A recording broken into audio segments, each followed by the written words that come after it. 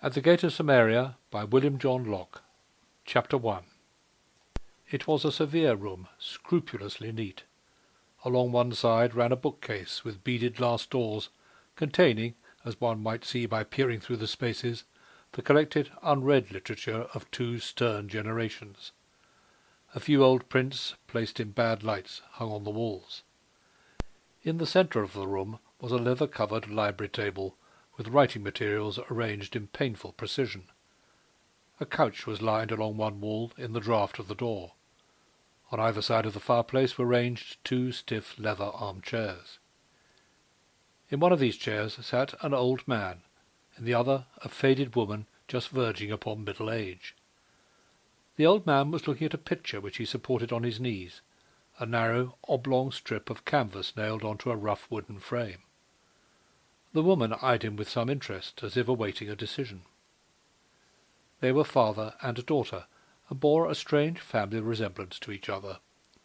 Both faces were pale, their foreheads high and narrow, marked by faint horizontal lines, their eyes grey and cold, their upper lips long and thin, setting tightly, without mobility, upon the lower. The only essential point of difference was that the father's chin was weakly pointed, the daughter's squarer and harder. Both faces gave one the impression of negativeness, joylessness, seeming to lack the power of strong emotive expression. One can see such, minus the refinement of gentle birth and social amenities, in the pews of obscure dissenting chapels, testifying that they have been led thither not by strong convictions, but by the force of mild circumstance. Indeed, as is the case with hundreds of our upper-middle-class families, the Davenants had descended from a fierce old Puritan stock, and though the reality of their Puritanism had gradually lost itself in the current of more respectable orthodoxy, its shadow hung over them still. The vigorous enthusiasm that spurred the Puritan on to lofty action was gone. The vague dread of sin that kept him in moral and mental inactivity alone remained. Perhaps it is this survival amongst us of the negative element of Puritanism that produces in England the curious anomaly of education without enlightenment. It has dulled our perception of life as an art, whose great incidents, as Fielding finely says, are no more to be considered as mere accidents than the several members of a fine statue or a noble poem. It has caused us to live in a perpetual twilight in which the possibilities of existence loom fantastic and indistinct. The Davenants were gentlefolk, holding a good position in the small country town of Durdleham.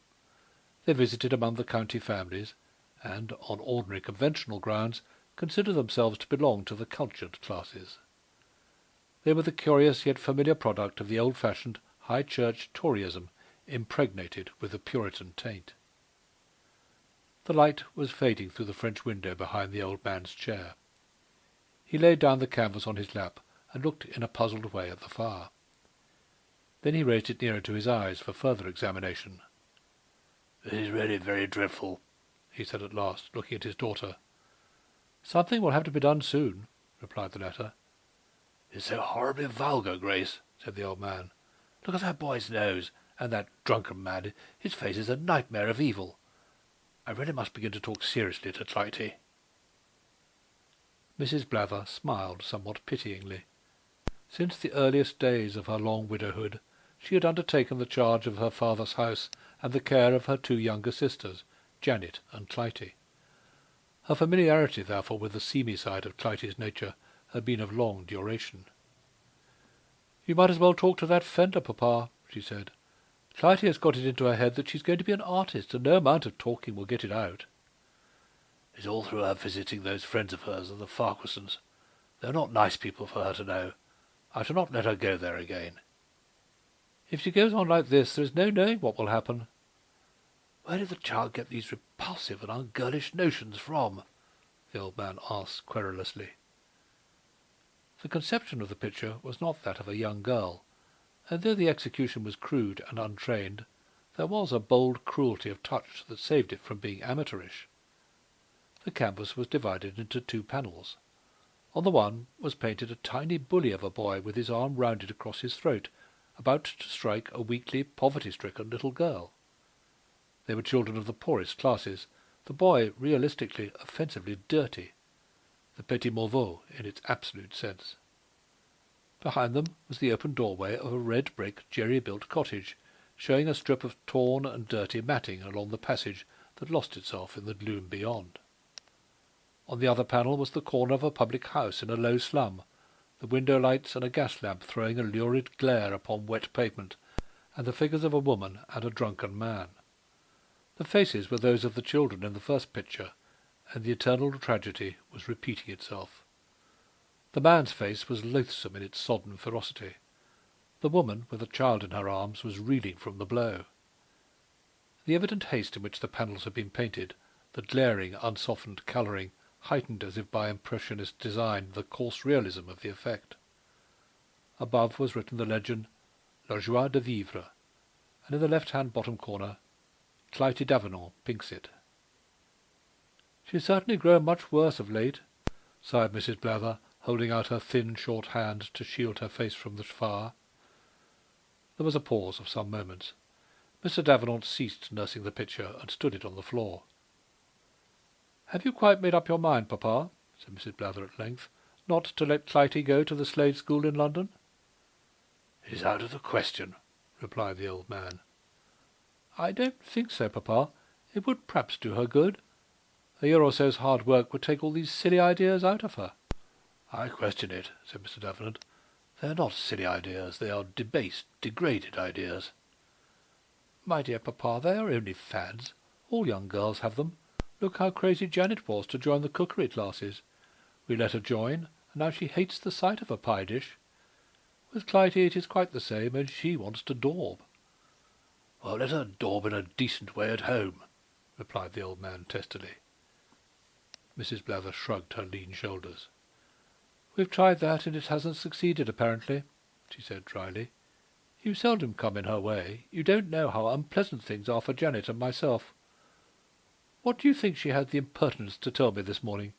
She said that we were not real people. We were machines or abstractions, based, I think she said, on a formula or something of that sort. She was pining to live amongst living human beings. And then she's so rude to visitors. What do you think she said to the vicar, who came at Janet's request to talk to her about her shameful neglect of her religious duties? She said if he was a pillar of the church, she saw no reason why she should be a seat-cushion." "Tut, tut," said the old man angrily. He was the vicar's churchwarden and a power in the parish. "And then," continued Mrs. Blather, "when I scolded her for her rudeness, she said that if she had been a man, she would have sworn at him for his impertinence. Really, people would soon be afraid of coming to the house." "They would indeed," said Mr. Davenant. Like a wise woman, Mrs. Blather did not press her point. She knew she had thoroughly alarmed her father, and had shown him but one way out of the difficulty. His taking it, if left to himself, was only a question of time. She rang the bell for the servants to come and light Mr. Davenant's gas, and then she left him to his reflections. Mr. Davenant possessed some landed property which he had occupied his life in mismanaging. Fortunately for him, his wife had brought him a small fortune which sufficed to keep up her position, modest when compared with that of the Davenants of former days, but still high enough to satisfy the social aspirations of his family. He had lived a colourless life, severe and respectable.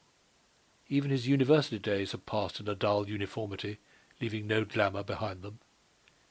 He had walked honourably and blindly in the paths his parents had indicated, and now that he was nearing the end of the journey, thanked God for having given him the grace not to err from them.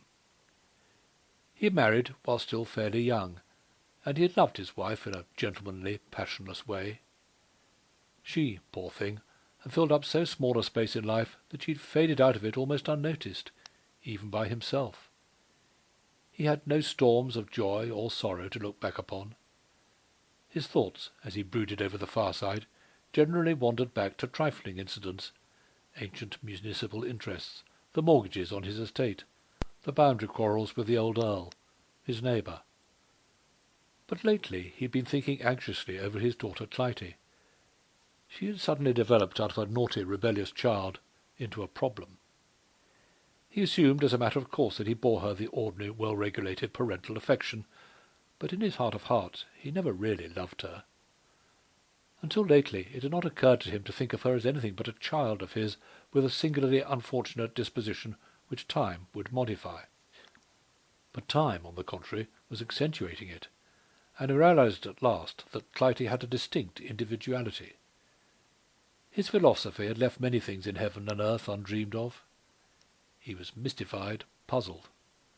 How could he and his delicate wife have brought this bright-haired, full-blooded, impulsive creature into existence?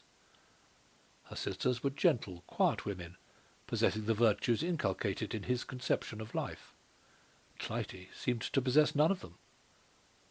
The peasant woman in the legend could not have wondered more over her changeling. How could a daughter of his and a sister of Janet's scoff at sacred things, defy social rules, and have an imagination that ran riot in scenes of drunkenness and outcast life? Physiology might grant a solution to the old man's problem in the law of the alternation of heredity. His father's youngest brother had been a family black sheep, and being the only one of the generation who had led an eventful career, was naturally never mentioned by his relations, and the record of his life perished with him. But it is possible that the positive enthusiastic principle of Clytie's Puritan descent, reasserting itself once in every other generation, to the horror of the negative principle that otherwise ran through the race continuously, came out in her with all its strength and vigour. It brought her eager, panting, up to the brink of our surging 19th century life, imperiously bidding her plunge in and take her part in the tumult. She was now 19, an age when girls try to realize themselves. She discovered that she was a greater problem to herself than to her sisters. They simply looked upon her as odd, eccentric, unpleasant to live with, and if she had not been their sister, would have almost gathered up their skirts around them as they passed her by. But she was conscious of a craving within her that did not proceed from mere wilful caprice. In her earlier girlhood she had thought long and humbly over her shortcomings. Why could she not be as contented and dutiful as Janet? Why could not the interest that satisfied her sister's life satisfy hers? Often and often an impulse of scorn and ridicule of the littleness of Nurdleham would overmaster her, and then would follow a passionate fit of remorse and repentance, received with coldness and ruffled dignity on her sister's part, that would send her back, humiliated and rebellious, to her room. From what springs of desire did all this proceed? Whither were these impulses tending? Ever since she could hold a pencil she had been able to draw. She had received lessons in painting later on, and had covered canvas after canvas with the graceful futilities the Nurdleham art teacher suggested. He was a landscape painter, and Clytie had little or no feeling for landscape. Bright colour, vivid contrast, sharp tone attracted her, but the quiet greys and faint blues of our English scenery came out dull and mechanical when she tried to paint them. At last she gave up her lessons in despair, much to the wonderment of Janet, who improved greatly under instruction, and turned out neat, complacent little water-colours, which she sold at bazaars or distributed among her friends. For months Clytie never touched a brush. Art of this sort revolted her. It was soulless, futile. But by degrees, as the breach between herself and her sisters widened, her power of painting became a source of ineffable consolation, a means of self-commune. She could give external expression to the voices that haunted her. She read books with the eagerness only exhibited by the young girl craving for self-development, and the pictures they vividly impressed on her young imaginative brain she transferred to paper or canvas, not lovingly, tenderly, with the pure artistic delight of gradual creation, but hurriedly, feverishly, longing to see the thing done, the impression realized in a way in which she could understand it. When finished, or rather as soon as it had reached an impressionist stage of artistic completeness, she would feast her heart upon it for a day or two, and then throw it away, or let it lie about in a corner, disregarded and forgotten. Until she was nearly 18, Mrs. Blather had scrupulously supervised her reading, and Clytie, chafing with irritation, had been compelled either to submit or to smuggle condemned books into the house and read them surreptitiously. But at last her angry impatience at the impeccable literature that satisfied her sister's needs burst its restraints, and resisted vehemently and finally all censorship on the path of Mrs. Blather. It was not wholesome, this solitary, emotional, imaginative life. Her health showed signs of giving way. They called in a doctor who prescribed rest and a change of air. One of her aunts, who lived in London, happened to want a companion for a tour on the Continent, and with many misgivings undertook to take Clytie with her.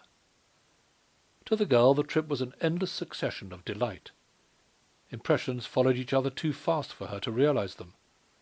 The superficial features of continental life, familiar and commonplace enough to the ordinary traveller, were new to her. Groups at street corners, strangely attired soldiers, odd, un-English-looking shops, the very waiters hurrying along through the intricacies of cafe tables with their fantastically laden trays. All excited her, filled her with the exhilaration of life and movement. Her aunt, who had hitherto shared the family opinion of Clytie, wondered greatly at the transformation. It never occurred to her that this was the natural Clytie, filling her heart at last with the emotions it had hungered for. It was during this time, at a pension in Dresden, that she formed the acquaintance of the Farquharsons. Miss Davenant discovered that they and herself had common acquaintances in London, and that she had heard of Mr. Farquharson as an archaeologist of some repute. The acquaintance thus formed developed quickly into a pleasant intimacy of travel. Mrs. Farquharson, a bright, clever woman of 40, was attracted towards Clytie, who for her part found in her new friend a natural sympathy that touched her heart. So far did their sudden friendship go that before they parted Clytie had conditionally accepted an invitation to visit the archaeologist and his wife in Harley Street. When Mr. Davenant's permission was asked, he at first demurred. He had the country-bred man's distrust of strangers, but when his sister vouched for the social position of the Farquharsons, he reluctantly consented. Clytie paid her promised visit the following winter. This was one of the turning points of her life. For the first time she found herself in an intellectual, artistic society. It was a glimpse of another world. At Durdleham young men seldom came to the house. When they did, they avoided her and talked platitudes to her sisters. At dinner parties the men remained in the dining-room long after the ladies had left. They seemed to regard them as somewhat picturesque but wearisome household adjuncts, whose absence their masculine intellects unreservedly welcomed. Conversation with their partner was a dinner incident to be got through, like shaving or putting out their white ties beforehand. And the Durdleham ladies seemed to take this as a matter of course, and were equally happy to get by themselves and gossip mildly. But in Harley Street Clytie found a different order of things. Men and women seemed to have interests in common, and to discuss them on a basis of perfect equality. She found, too, women speaking authoritatively on certain subjects, and listened to with deference by men. All, young and old, talked to her as if she were as much absorbed in life as themselves. No one made her rage with humiliation by tolerating her with an air of languid or pompous condescension. Even the frivolities and platitudes of everyday conversation were treated in a way new to her experience. The talk was keen, incisive, exaggerated. Everyone could say what he wished without fear of springing some mine of prejudice or prudery. The atmosphere of the house breathed freedom of thought and action. She beheld others putting into form her own vague aspirations. She saw people who wrote, painted, acted, living fully and intensely every day. Even the professed idlers whom she met seemed to hold their fingers on the throb of life around them. In the streets, she had been but little in London before, she saw things strange and fascinating, things she had read about, dreamed of, painted, and yet not understood. She was appalled by her ignorance, the narrow gauge of her sympathies. What did all this restless life in the great city mean, its wild cries and passions that struck upon her tightly strung nerves with a deep, mysterious resonance? She filled a sketch-book with the vivid impressions each day brought her, seeking, as her way was, to realize them by tearing them out of herself and giving them objectivity. A royal academician picked up the book from the corner of a table in the drawing-room, where Clytie, falling easily into the careless ways of the household, had thrown it. He was turning over the pages when Clytie perceived him, and rushed impulsively to him across the room. "Oh, you mustn't look at that, Mr. Redgrave. Please don't." He looked up at her amusedly. "Why not? It's rather interesting. Why don't you learn to draw?" "What would be the good?" she said. "This suits my purpose." The other shrugged his shoulders good-humouredly. "That all depends upon what your purpose is," he replied. "If you want to become an artist, you must train properly for it." Become an artist? The words haunted her all that night. They opened up before her infinite vistas of possibilities. Life in the midst of the world, the knowledge of its greatnesses and its mysteries. In the morning she wrote to him. He invited her to come to his studio and talk over the matter. She asked Mrs. Farquharson to accompany her, but her hostess was engaged at the hour in question. Clytie looked disappointed. The home traditions asserted themselves and prevented her from thinking it possible to go unchaperoned. Mrs. Farquharson divined this and laughed in her bright way. "Goodness gracious, my dear," she said, "the man isn't going to eat you." So Clytie went alone to the studio to learn her destiny. "You have great talent," said the artist, "but it needs cultivation. After 2 or 3 years' severe training you may do something." Then Clytie asked him the question that had been burning her heart for 2 days. "Do you think I shall ever be able to earn my own living?" "You might do that now, if you chose, and had patience," he replied. "How?" "By book illustrating." "But I want to become a great artist." "Doubtless. Most of us do. You may, if you try hard, and love art for art's sake. But," he added, looking at her keenly, "there always is a but, Miss Davenant." "Why do you say that?" she asked quickly. "Parce que, as the French say, begging your pardon." And that was practically the end of the conversation. All this had happened to Clytie 3 months before Mrs. Blather had discovered the offending picture in Clytie's attic studio and had carried it to her father. After this foretaste of life, the girl wearied more than ever of Durdleham with its soullessness, its stagnation, its prim formulas. A dangerous reaction of spirit set in, leading her to long spells of hopeless melancholy, alternating with outbursts of passionate rebellion. She would stand for hours in the recess of her window, gazing over the flat stretch of country, and dreaming strange dreams of the world that lay beyond the dreary horizon, dreams in which sharp reminiscence mingled with fancy in vague, weird shapes. But still she was beginning to realize herself, her needs, her vague cravings. Her passionate desires now flowed into some definite channel, to escape at all costs from Durdleham, and consequently to enter that free world of art, the glimpse of which had enchanted her. The scenes between her sisters and herself were of daily occurrence. The narrower, gentler women were shocked at her wilfulnesses, her unladylike behaviour. She was revolted to her soul at the pettiness and sordidness of the disputes. Existence at Durdleham had become impossible. "For God's sake, Gracie, let me go away from here," she cried one day, "or I shall hate you, and I want to love you if I can. Let me go to London. Auntie will take me in. Oh, my God, I shall go mad in this place among you."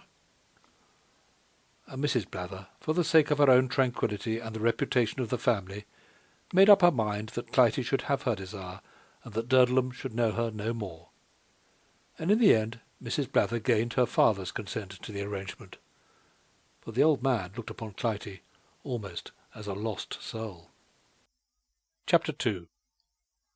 When the eager young soul starts out unaided to solve the riddle of life, it meets with many paradoxes that admit of no solution, and many sordid simplicities that only unfamiliarity make it regard as enigmas. Despair in the one instance, and disgust in the other, not unfrequently drive it into a hopeless pessimism, in which inaction seems to be the least pain.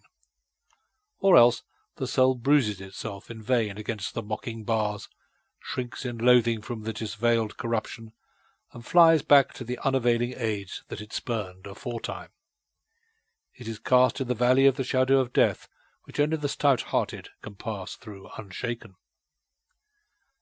The multitude stands by the formulas that professed to solve the eternal problem. It follows them blindly, like the schoolboy who cares not whether they are right or wrong, or whether the answer is conclusive. So long as there is an answer of some sort, its mind is easy. But there are earnester inquirers whom these formulas do not satisfy, who see that they are followed for their own sake, that they never can lead to any conclusions. The soul, now of a people, now of an individual, rebels. It rejects the formulas. It starts from the first principles of being, asserting fiercely its individuality, its inalienable right to seek after truth according to its own methods. These are prejudiced. All great action must be. Because a system is rotten and incomplete, the perfervid spirit judges that every factor must be false.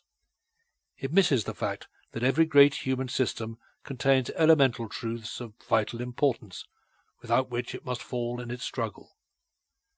And at last, when the forces of endeavour are well nigh spent, it finds the key of the great enigma enwrapped in a greater one still, in the eternal tragedy of things. It was with this burning protest against formulas that Clytie entered into the world. They had been presented to her in their smug complacency of solving all mysteries, human and divine. She had seen them worshipped as fetishes, and her soul revolted against the futile idolatry.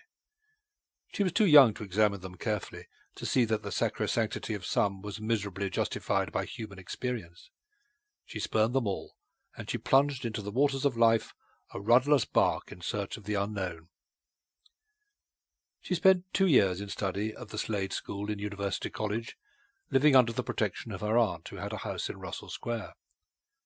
The training was severe and at times irksome, but she learned strict academical rules of drawing, in spite of her repugnance to the stern coldness of the antique.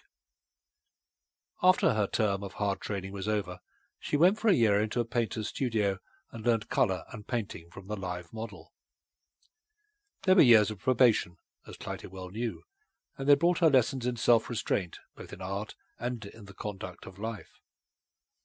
Her aunt, Miss Davenant, was shrewder and broader-minded than her brother, having lived more in the whirl of humanity, but the formulas of Durdleham were ranged as household gods upon her hearthstone, and Clytie, out of pure self-interest, was bound to show them outward respect. To compensate, however, for this, Clytie found in her student life many experiences, as she had found during her continental trip, with which she could fill her heart without violating her aunt's lares and penates. She seldom went to Durdleham. She had an odd feeling that she was in disgrace there for having wished to leave it. Besides, both Mrs. Blather and Janet, as is the inconsequent way of such women, spoke tauntingly of her gay life in town, and contrasted it enviously with their country dullness. And then, too, her father was always querulous, complaining, not of her absence from home, but of her dissimilarity to her sisters. "My dear papa," she said one day, "I could no more be like them than they could be like me." "You might if you'd tried," said the old man.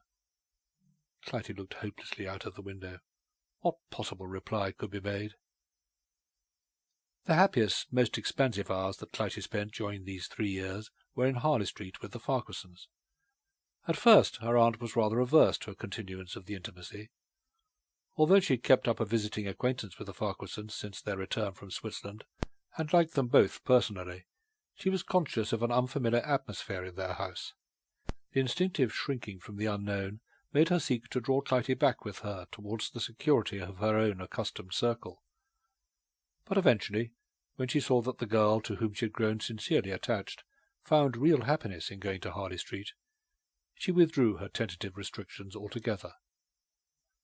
Perhaps she read deeper into the girl's heart than either was conscious of, and realized that in the Farquharson society Clytie found a relief from the strain of everyday life with her, which otherwise might have been unbearable. The conditions of the household in Harley Street were favourable to the development of unceremonious intimacy. Mrs. Farquharson herself was bred in that strange London world we call Bohemia. Her father, long since dead, had been a journalist, a hack story-writer, a maker of plays, sometimes editor of a smart weekly, at others acting manager of a provincial company. Like most men of his type, he spent his money as fast as he earned it, and when work came to a temporary standstill, drew upon the prospects of his next success. His daughter, Caroline, had grown up in cheerful familiarity with his hand-to-mouth, makeshift existence. She had been called upon so often from her earliest childhood to condone the faults of her father and those of his intimates, who were much the same mould as himself, that a general habit of indulgence became natural to her. Folly seemed so inherent a quality in humanity that not to smile tolerantly, even though reprovingly, upon it, was with her an impossibility. The lowering of moral tone that might have resulted from this mental attitude, and from a continuance of the same conditions of life, was prevented by her early marriage with a man of assured income and position. Her father died shortly afterwards, and her connection with the seamy side of bohemianism was thoroughly broken off. But the ingrained habits of freedom and carelessness still remained. She could never learn to be methodical, systematic. She had an inherited dread of account books, household rules, fixed hours for meals, and appointed places for every domestic article. It was fortunate for her that she had married a man who worshipped her and himself shared her distaste for rigidly organized life. His means had placed him beyond the necessity of working for his livelihood, and so the free life in a home where he could work, idle, eat, and receive his friends at any hour of the day or night was as much to his own taste as to that of his wife. It was impossible that such a house should not possess a charm for those to whom the Farquharsons gave their friendship. The absence of formality encouraged expansiveness and individuality. There was a tacit understanding that one had a right not only to oneself, but to the appreciation of oneself by the host and hostess.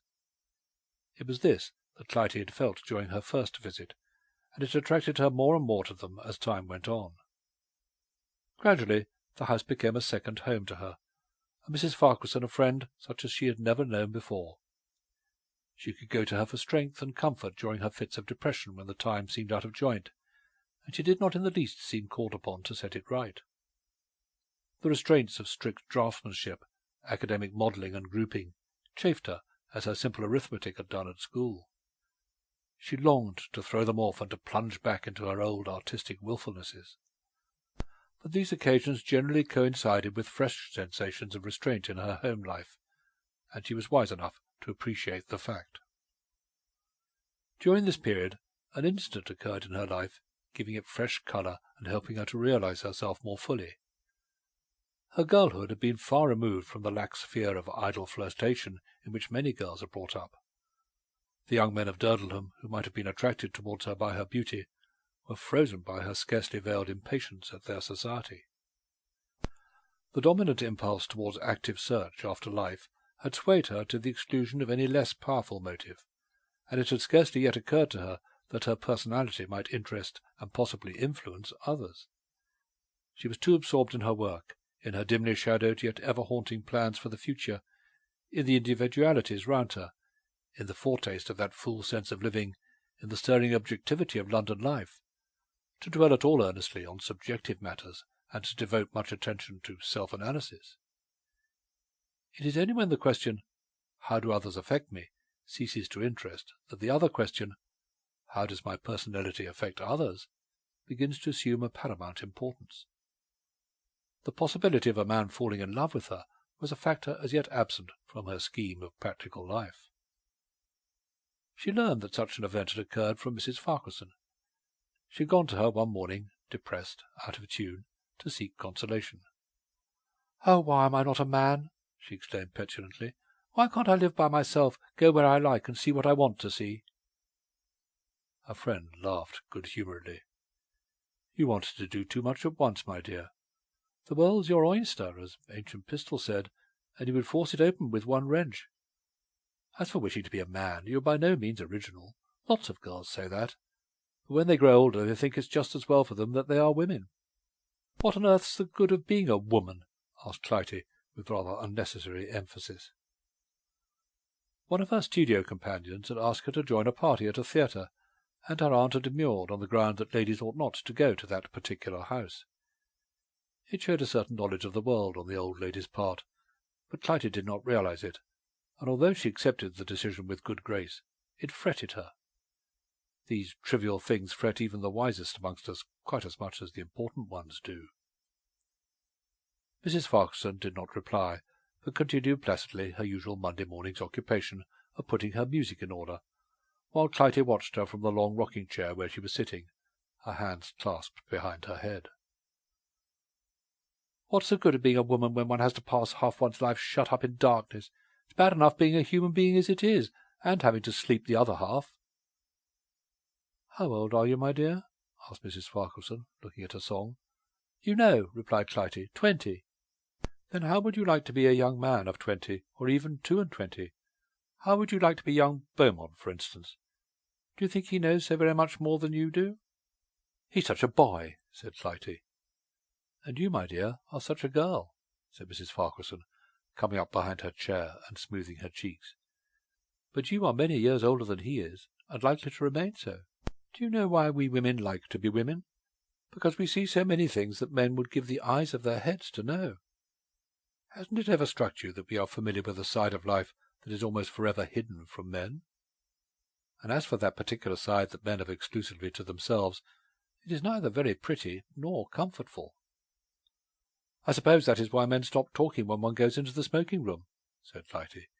"You hear shouts of laughter outside the door, and you think they must be having an awfully good time, and when you appear in the doorway they seem to pull themselves together, and one or two always looks red and sheepish." "I should advise you to read the story of Bluebeard," said Mrs. Farquharson. "You are just as bad as the rest," cried Clytie, half laughing and half vexed. "I never thought it of you. That's what I have always been told. Never try to find out what you don't know. Always remain in a state of blissful ignorance. Men are superior beings, and a good little girl ought to accept her position with meekness." "I could a tale unfold," said her friend, "but I won't. It's too early for you. If you want to make experiments on your own account, there is young Beaumont for you. He will tell you the sum total of his knowledge in 10 minutes. "Do you know, I like him," said Clytie, leaving the main track of the conversation. "He always looks so clean, and his clothes fit him so well, and he's so serviceable. He always seems to be trying to make the best of himself, since God has done so little for him. And it's very plucky of him to try to improve on the Almighty." "I would not like him too much." "Why?" "My poor Clytie, you haven't even got the elements of woman's knowledge yet. Can't you see why Beaumont wears those very chaste ties and those wonderfully shiny boots, and does errands all over London for you? Oh, dear." "Do you mean that he—" Mrs. Farquharson looked at her quizzically and nodded. "Therefore I would not like him too much." Obeying a first impulse, Clytie burst out laughing. It seemed so ridiculous. Beaumont was a good-looking, fresh-faced young fellow of 22, a distant relation of the Farquharsons, and a habitué of the house. She had met him there many times, and had begun to feel quite friendly towards him. Besides, he had fetched and carried for her in the most useful way. She never thought of his falling in love with her. As he was the last man she herself would have thought of falling in love with, she found the event ludicrous. She stopped laughing suddenly, and crimsoned to her hair, then rushed impulsively up to Mrs. Farquharson and put her arm round her waist. "I am sorry. Forgive me. What must you think of me? I could not help it. Indeed, I couldn't. You put me in such a new light before myself. Dear Mrs. Farquharson, I do so want you to see the best side of me." "My dear girl," said her friend, "you don't suppose that with your face and your nature you are going to pass through life without having men falling in love with you? You see what a lot you have to learn. You want to have a man's experiences before you have passed through the elementary ones of a woman." "And Mr. Beaumont, what shall I do?" "Oh, don't fret yourself about him. He will get over it. He has no end of this sort of thing to go through before his life is up. It will do him good." Clytie had not much time to map out any fixed plan of treatment of her would-be lover, for he met her an afternoon or two afterwards outside University College, where he had been waiting for her, and pleaded that she would walk a little way up towards the Regent's Park, as the afternoon was fine. Clytie looked at him and hesitated. "Only just a little way. I have something I must tell you." "Perhaps you'd best never tell it," said Clytie. The red-waistcoated gate-porter behind them beamed on them smilingly. He had seen something of youthful love in his professional career. "I must, whatever happens," replied the young fellow. "I know it's wrong to ask you to walk in the street with me, but I don't know when I shall get another chance." "I don't see anything wrong with it," said Clytie. "I will go with you wherever you wish." So they wandered up Gower Street and the Euston Road into the park, and there, for the first time in her life, Clytie heard a man confess his love for her and ask her to marry him. He was only a boy, after all, but he was in great earnest. Clytie felt humbled, almost guilty, and yet a great unknown pleasure thrilled through her. Although she knew that the sooner and more summarily the interview was brought to an end, the better for both herself and him, she could scarcely resist the temptation of allowing him to pour out the fullness of his boyish love for her. She suddenly found herself listening to the sound, but not the meaning, of his words, her senses filled with the sweetness of the new sensations and the pure May sunlight that flooded the trees and the gay flower-bed opposite the bench where they were sitting. Then she realized her situation, and in a few kind words, harder to speak than she would have expected, dismissed him. And that was the end of the matter. He went off whither young men in his predicament generally betake themselves, and Clytie returned slowly home to Russell Square. When she reached her own room, she went deliberately up to the glass and scanned her features. Then she laughed a strange, contented little laugh, and taking off her hat and gloves, went downstairs to tea. She had advanced several steps along the road to knowledge. 3 years. How quickly they passed! How sure yet dimly working were their influences! If they were years of probation and self-restraint for Clytie, they also brought with them softening influences. Hitherto her life had been one of revolt and harsh, crude judgments that had turned away friendship and had left her solitary. Mutual misconception and misunderstanding had crushed sisterly love. Her heart had never been touched by real affection. Now she had friends, real ones, in the Farquharsons whom she could love for their own sakes, and pleasant, sympathetic ones in her companions at the Slade School and at the studio. She learned, too, the sweetness of active protection and helpfulness. Her aunt, though somewhat stronger fibred than the rest of the Davenants, possessed their essential physical characteristics. Her health, which had been failing for some years, gradually gave way altogether. During the few months of her last illness, she depended entirely upon Clytie for care and tenderness. It was a new, strange experience for the girl. She learnt to love the faded elderly lady who bore her suffering so calmly, so cheerfully. Both Mrs. Blather and Janet offered to come and nurse her, but Miss Davenant would have none but Clytie. If this period of selflessness and sacrifice had lasted, who knows what sweet effacement of individuality might have resulted? Who knows into what channels of pity and sublime endeavours of mercy the girl's full, ardent nature might have been directed? But the high gods had ordained otherwise. Miss Davenant died, and Clytie again found herself with the unknown destiny before her that had to be worked out unaided. It was only after the first outburst of grief that she realized this fully. She had gone back to Durdleham with a new range of feelings freshly revealed. Her sisters, she found, were gentle, quiet women like her aunt, narrower, perhaps, with thin currents of old prejudice still running through them, but still lovable and sympathetic in her sorrow. They welcomed her back like a lost sheep to the fold. Never had her home life seemed so peaceful, comfortful. London was scarcely mentioned, and her sisters agreed between them that Clytie's absence from home was an episode of the past, never to recur.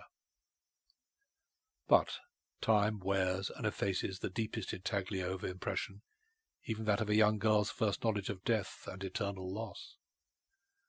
Gradually the quietude of eventless life, as the need for it wore away, grew wearisome, oppressive, and the old restless cravings began to gnaw at her heart. The breach that death had closed slowly widened again, so gradually that not till it was fully appreciable did the sisters recognize it. The formulas seemed narrower, more lifeless than ever. She had viewed dimly the potentialities of life, and her soul burned within her with a fiercer hunger. Almost against her will, she revolted finally. "What is this that Janet has been telling me?"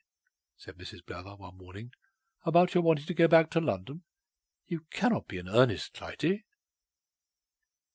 Clytie looked at her sister rather sadly, tears springing into her eyes. "You've been very good to me since I've come back, Gracie, and I've learned to love you more than I did before, much more. But can't you understand, dear, that if I'm to go on loving you, I must go away?" "I can't see it at all," replied Mrs. Blather. "If we've got on so nicely together these last few months, why can't we continue? Janet and I are willing to give you all in our power to make you happy." "Ah, but don't you see that what I want is out of your power to give?" said Clytie. "Don't think I am wicked and ungrateful. If a man wants £5, he is grateful to anyone who gives him one, but that does not lessen his need of the other £4.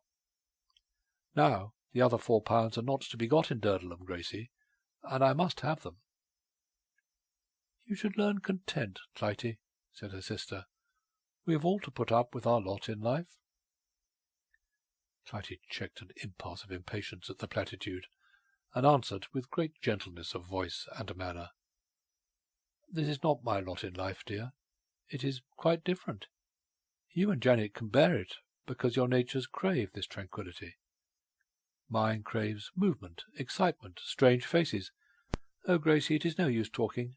I must go away, or I shall begin to hate Durdleham as I used to do. There's nothing for me to do here. I'm too bad for it, perhaps. I don't know. I can't explain it to you. You have never felt it." "My dear Clytie, that is all nonsense," said Mrs. Blather, who prided herself above all things on being a woman of common sense. "As a matter of fact, you can't go to London because you would have no one to live with, and you would only have your 100 a year to support you, as Papa has lost a great deal of money lately and can hardly afford to give you an allowance. When your aunt was alive it was a different thing. The whole idea of going to live alone in London is silly. So there's an end of it." Mrs. Blather went on with her sewing, with mingled feelings of content at having done her duty, and disappointment in the failure of promise of reform in Clytie. She would have judged her sister mercifully had she been able. She was naturally a gentlewoman, full of kindness. But her canons of duty would not allow her to encourage or condone wilfulness, caprice, and a tendency to wrong-doing. She earnestly believed that it was for Clytie's good to stay in Durdleham. The girl's wider needs she could not understand. Clytie turned from the hearthrug where she had been standing to the drawing-room window, and looked out blankly at the rain. Her young face was set rather hard, her lips quivered a little, her heart beat quicker than usual. A struggle was taking place within her, the struggle between the girl and the woman. She felt that the great moment of her life had come. She must choose. Which should it be? The dazzling light with its weird shadows of things unseen, or the grey, easeful glimmer in which the familiar realities cast no shadow? Which should it be? Daughterly duty and maidenly retirement, or the sundering of home ties forever, and going out, one woman, to battle with the world? She turned away from the window at last, and called to her sister. The latter looked up, and was filled with foreboding as she saw the girl's pale face. "Yes, what is the matter, Clytie?" "I've made up my mind, Gracie," she said a little huskily. "I'm going to London to live by myself. I can share lodgings with one of the girls I know at the Slade School. There will be no difficulty. I can earn money. I've already earned a little. As for Mamma's money, I am of age now, and it is my own to do what I like with it, as you and Janet do. Let this be an end of the discussion, Gracie. I am going." Chapter 3.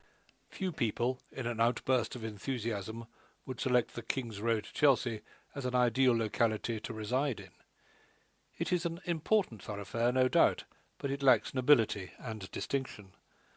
There are isolated, quiet spots in it, with houses lying back from the road, and from the upper windows of favoured residences one can obtain a view over Yeats's or Bull's extensive hothouses, and catch dim shadows of great tropical palms and a mellowed dash of brilliant red and yellow. There are others which look over Portman Square or St. Luke's Churchyard.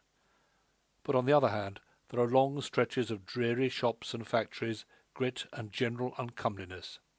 Without being squalid, it has a careworn, untidy appearance, as if it was far too much harassed with the petty worries and strains of workaday life to think of cheerful adornment. Few people, except errand boys whose sense either of aesthetics or duty is usually undeveloped, saunter casually along the King's Road. A stranger tries to get out of it as fast as he can. A frequenter has his business to attend to. Fashion does not pass along it, except on tearing drags bound for Hurlingham. It is essentially a small bourgeois part of London, with all the small bourgeois unpretence and honest, if somewhat dismal, solidity. It was in the middle of such a dreary stretch of road, some half-mile west of Sloane Square, that Clytie found a lodging.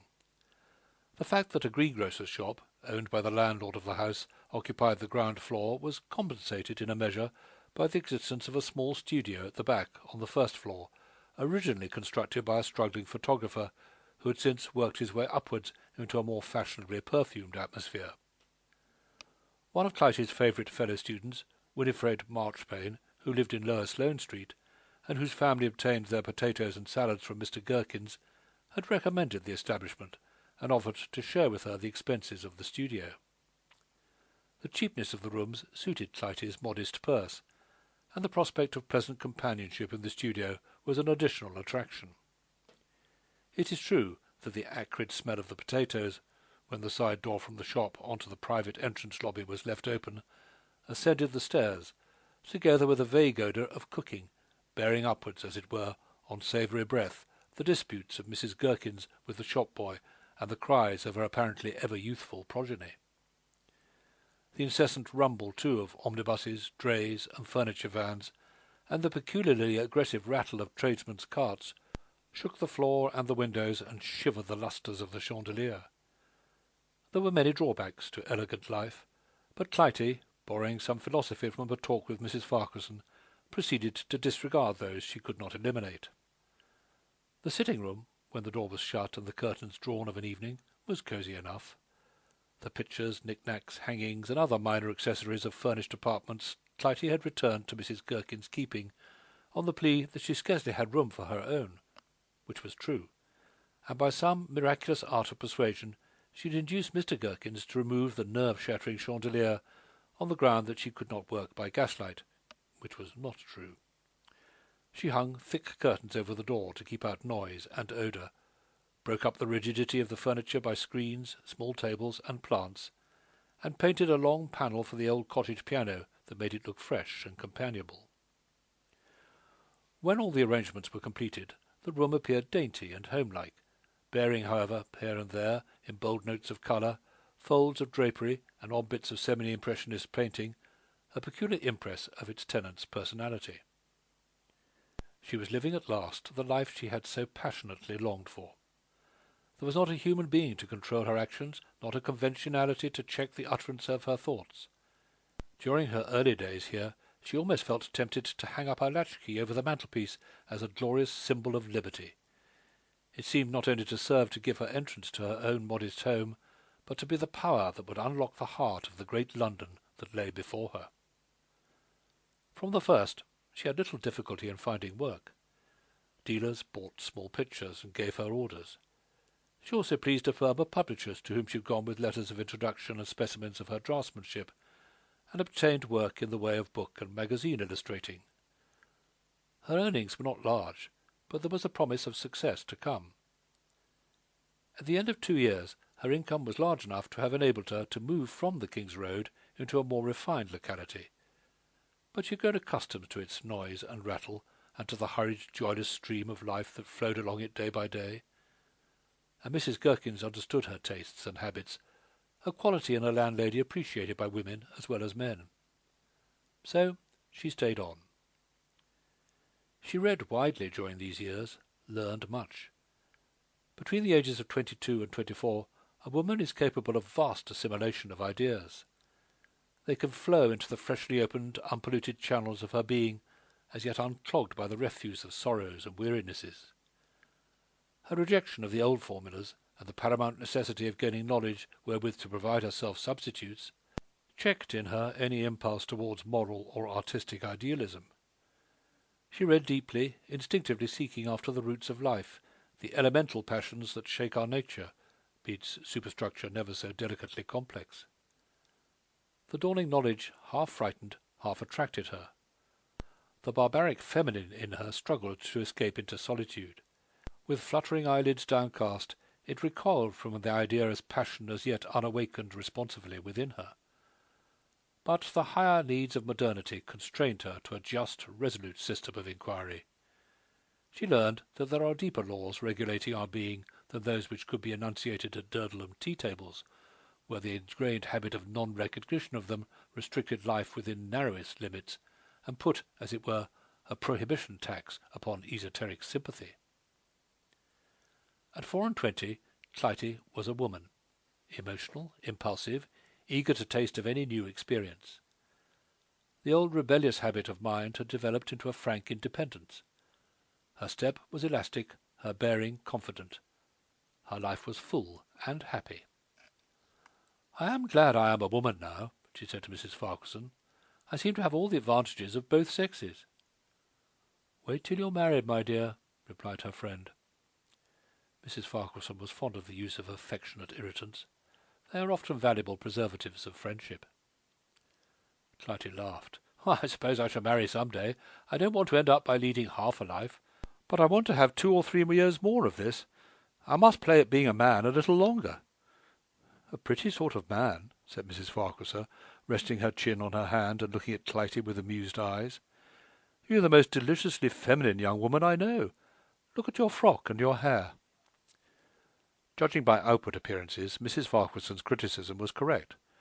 Clytie had the artistic sense in dress. It was like most of her other artistic impulses, with the personal note dominant. Soft textures, falling easily into folds, quiet in tone, dark greys, subdued half-shades of yellows, suddenly brightened by a small, daring flash of colour at throat or bosom. Lace, with its creamy, clinging softness, delighted her, and she wore it defiantly, with a certain sense of triumph that she was perhaps the only girl in England who could wear it with faultless taste. She was of medium height, but her slender, fully formed figure and its erect carriage gave her an air of tallness. Her head, set well on her shoulders, and a habit of holding it back, with the chin pointing upwards, free of the throat, added to the impression of young, fearless womanhood. Her eyes were dark blue, wide apart, yet sunk in finely moulded orbits. A light of humour playing in their depths, together with a soft modelling of the nose contours beneath them, atoned for an impression of hardness and sensuousness that would have been given by the ripe, full lips with their little curl of disdain. Her face was rounded delicately. That much she inherited from the Davenants. But a faint flush of colour showed the buoyant young blood within, just as her deep red hair, with 1,000 lights dancing in it, attested the rich, vigorous strain that had asserted itself in her. She was proud, womanlike, of this hair, and had a way of dressing it in bewildering confusion. Her Slade School friend, Winifred Marchpane, continued to share the studio with her. At first she had been a little afraid of Clytie, whose bold judgments and fearless expression of opinion were not qualified always to attract a timorous, shrinking nature. But gradually the stronger personality had overpowered the weaker and bound it to itself by unbreakable bonds. A great friendship had thus arisen between the girls, based on Winifred's side on enthusiastic admiration, almost worship, and on Clytie's on a tender feeling of love and protection. Winifred was one of a large family, her father a retired officer in the army with limited income. 2 of her sisters were governesses, earning their livelihood miles away from home. Another one took charge of the smaller members of the household. Winifred, who had a dainty talent for the painting of still life, supported herself, living at home and paying her share of the household expenses. She was a little, gentle creature, with dark hair, and with a rich colour showing beneath a brown cheek. Her deep brown eyes had a dog-like trustfulness in them, and a steadfastness withal such as makes the heroine. A girl of few moods, few caprices. Her work was always beautifully, conscientiously finished. She always loved it, always found in it the same quiet charm. There was no element of passion in it to set jarring the strings of futile endeavour. A fine sense of colour and gradation and subtle curve, a supreme delicacy of touch, that was her sole artistic stock in trade, and she never sought to stray beyond the limits imposed. She had had a little picture accepted at the Academy, hung in a far, far corner, a bunch of Maréchal Niel roses, full-blown, in a Venetian glass vase of exquisitely veined transparencies, a perfect little picture, sweet and pure, like herself. It was a cold March day.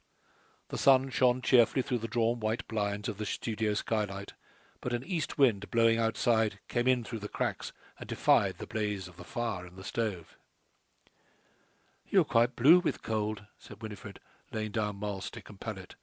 "Here, put on this wrap. Why don't you take more care of yourself?" "I never thought of it," said Clytie, shivering a little and accepting contentedly the wrap and a caress. "I was sketching out quite a history of that boy who has just left." Winifred drew a stool to Clytie's chair near the fire, and took up her position upon it, a favourite one with her, as she could have both the moral solace of sitting at Clytie's feet and the physical comfort of resting her head in Clytie's lap. "I hope he won't bring all kinds of horrible people into the house. Burglars, you know, like Oliver Twist," she added vaguely. "I suppose it is rather rash picking up a model out of the streets, but he's just the boy I wanted to give character to the group. I was going to paint him one out of my own head." "I don't know how you get all these street types out of your head, Clytie. I wish I could do it." "I would like to see you try, you silly child," said Clytie, laughing. "Your street Arabs would look like stray cupids hastily huddled up in old clothes by a shocked and modest policeman." "I did not mean that. You know I didn't. What I meant was, I wish I could paint without models. I don't think I could paint a common flat leaf without having it before me. As for painting that," and she pointed to a basket standing by her easel, overflowing with anemones, snowdrops, and violets, obtained that morning by Mr. Gherkins from Covent Garden, "without a copy, I might just as soon think of flying." "You are an artist, Winnie, and love your art for its own sake. I'm not quite so sure that I do now. To have to finish all the thousand little convolutions of those bells would drive me raving mad. I should like to have a ghost, as sculptors do, only mine would do the finishing and put in all the nuisance of detail. That's why I can get on without models. Saves time. I can bring home a face with me from the streets, and I can paint it in rapidly, and then I'm done. I suppose I oughtn't to be, but Burroughs seems satisfied. He says he's got quite a line in my pictures, the correct ones, and is thinking of raising the price. I'm sure that man has been a linen draper." "If you could remember the boy's face, why do you bring him here?" asked Winifred. "I only want to know why you want him so particularly, dear," she added, raising her chin and looking upwards at Clytie. The boy had been ragged and uncared for, not exactly a street urchin, but on the vague borderland of respectability between the newspaper Arab and the errand boy, a hybrid with the vices of many strains. "Do you really want to know, Winnie?" said Clytie. "Perhaps you'll be shocked. However, you'll have to know sooner or later. I'm going to make a picture of him on my own account, just a little bit more fantastic than he is, and call him oh dear, what shall I call him? An elf? Oh, good gracious, no. What have I to do with elves and fairies and that sort of thing? He's the son of Cophetua, supposing the king had not married the beggar maid." "Then why not the son of any other king?" "Why not, indeed?" said Clytie dryly. "Or of any other beggar maid." "Oh," said Winifred, looking into the fire. And then, after a pause, "What makes you think that? Did you see his mother? I did. Such a stupid-looking, red-faced woman. I think she said she was a charwoman by profession. There are generations of drudgery in her face, whereas in Jack's there is vigour and intelligence, something so different. He must have some better strain of blood in him than she and a husband of her class can have given him. Don't you think so, dear?" "He's a very pretty boy," replied Winifred, "but oh, he's so dirty and," with a shudder, "so animal." "Well, he fascinates me," said Clytie meditatively. "I'm going to paint one of my wildest pictures, all for my own self, and a bit for you, if you like, Winnie." Winnie accepted this tribute of affection with a little flush of pleasure, although Clytie's own pictures seldom gave her unqualified aesthetic delight, and turned her face towards Clytie, who laughed in her frank way. "Don't look at me with those great eyes of yours, child. You make me angry for you. They are just the sort of eyes that make women miserable. You must not trust in people like that, believe me." "I trust them when they are good like you, dear." "Oh, but you mustn't. Don't you know I am the wickedest girl going, always thinking of the most dreadful things? Look at the wall. How can you love anybody that can do these silly things?" She pointed to a series of grotesque charcoal caricatures on the studio wall. She had been dissatisfied a day or two back with a picture she had been engaged on for a month, and in a fit of wilfulness had daubed it out and then proceeded to make a cruel, fantastic travesty of it on the wall. "You wanted your tea, dear, just as you do now," replied Winifred. This tea hour was Winifred's great delight. At home, on account of the children, they had to sit round the dining table and butter their own thick slices of bread and drink out of substantial breakfast cups. In the studio the girls had provided a dainty little afternoon tea equipage, and Mrs. Gherkins always cut thin bread and butter from a fancy loaf.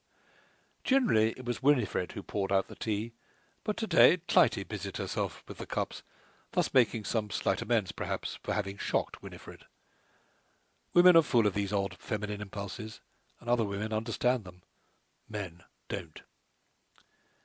They sat talking, as they usually did, over their tea, and long afterwards, until it was time for Winifred to go home. As they were taking leave of each other on the landing, a man sprang up the stairs, checked himself, and raised a slouch hat as he passed them, and vanished up the next flight. He was a fresh-faced man, with a brown and tawny beard, tawny ends, too, to his moustaches, bright grey eyes flashing humorously as he passed the girls. His dress was careless, loose, and unfashionable, yet it was marked with a certain individuality. "Who is that?" Winifred whispered, when the last foot of the ascending figure had disappeared. "That's another protest," said Clytie. "A better one. He has the courage of his convictions." "What do you mean, Clytie?" "Well, can't you recognize a protest when you see one?" "Oh, Clytie, don't tease and puzzle me," cried Winifred, giving her friend's arm a little shake. "Do you know him?" "Of course not. How should I? But Mrs. Gherkins was telling me about him only this morning. His name is Kent. He seems to frighten the life out of her. Therefore I say he is a protest. Now you know, so run away home." When Winifred reached the street door, Clytie leaned over the banisters and called after her, "Winnie, I must have been in a sweet temper this afternoon." "Of course, dear. Why do you say so?" "Because you left your basket of anemones for me to take care of." Chapter 4.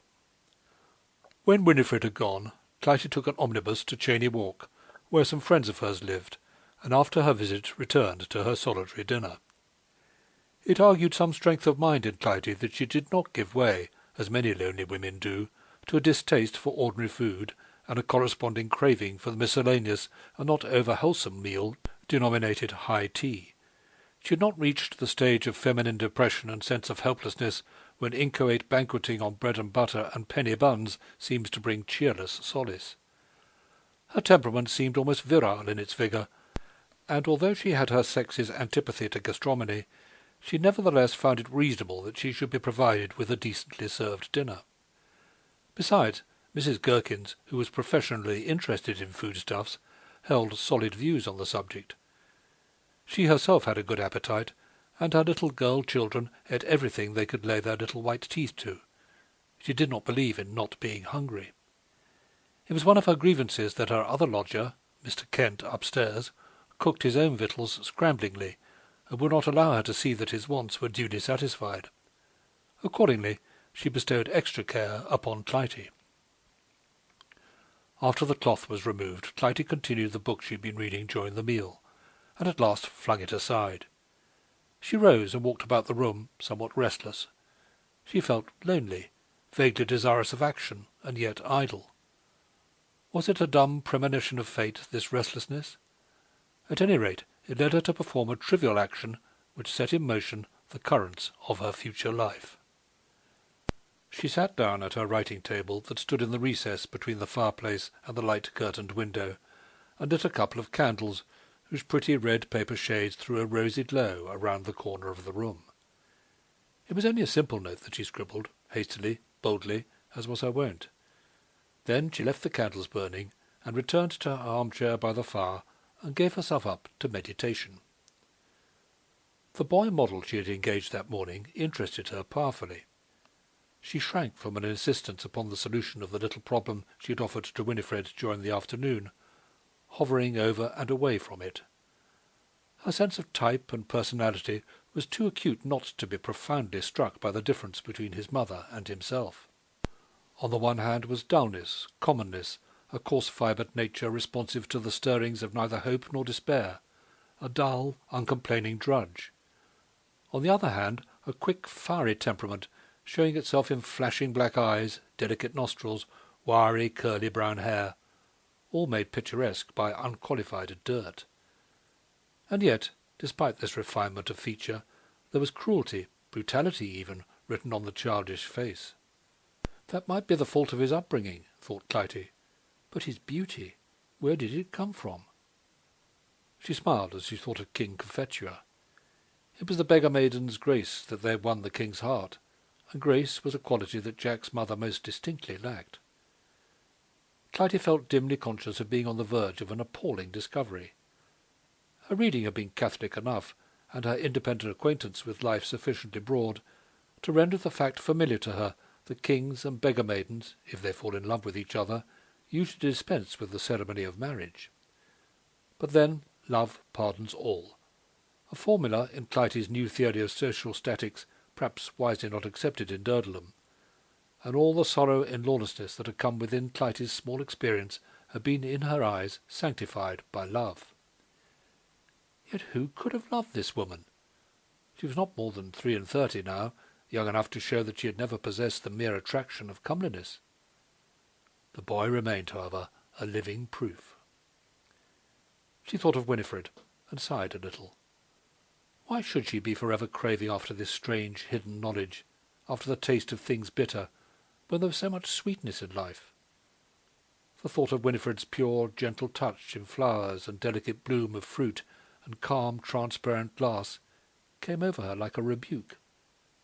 And then she smiled again, remembering how Winifred had coaxed her once to try and paint a bunch of roses, and how dismayed she had been at the egregious failure. No, the cobbler must not go beyond his last.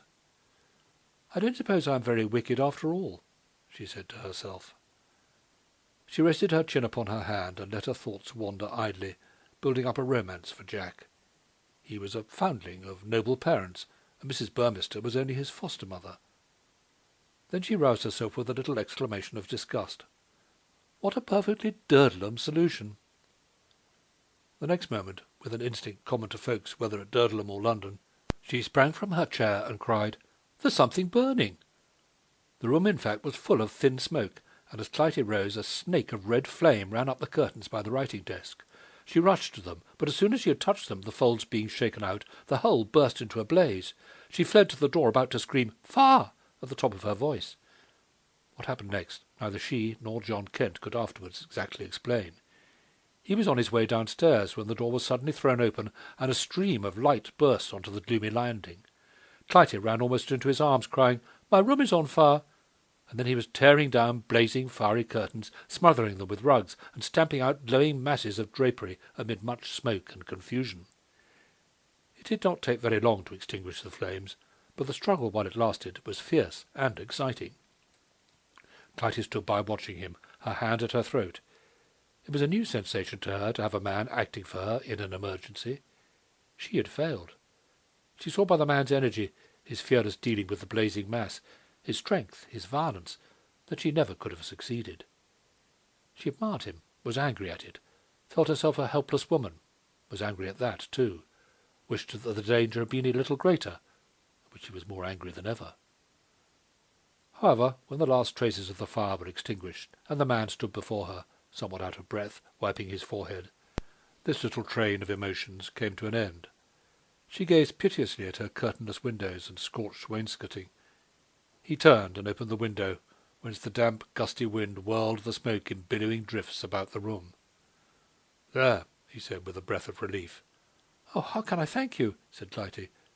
"Don't," he replied with cheerful laconism. "I'm glad I was handy, for your sake as well as my own. I live upstairs." "I know. I've seen you come in and go out. In fact, you passed us today. But still you have saved the whole house, and I thank you very, very much." "How did it all happen?" he asked, removing for the first time his white slouch hat and disclosing a shock of brown curly hair. "The candle shade on the desk, do you see, must have caught fire and toppled over onto the curtains.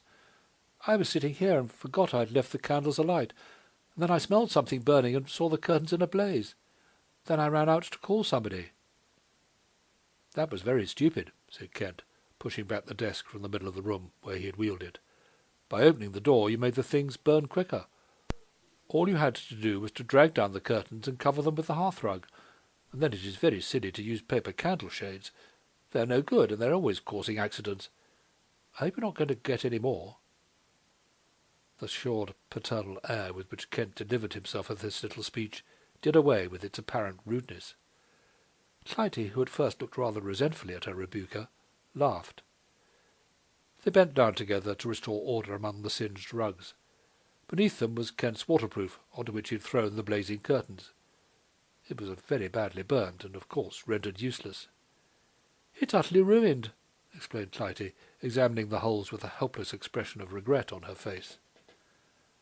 And then her eye suddenly fell upon a great ugly red splash upon his hand.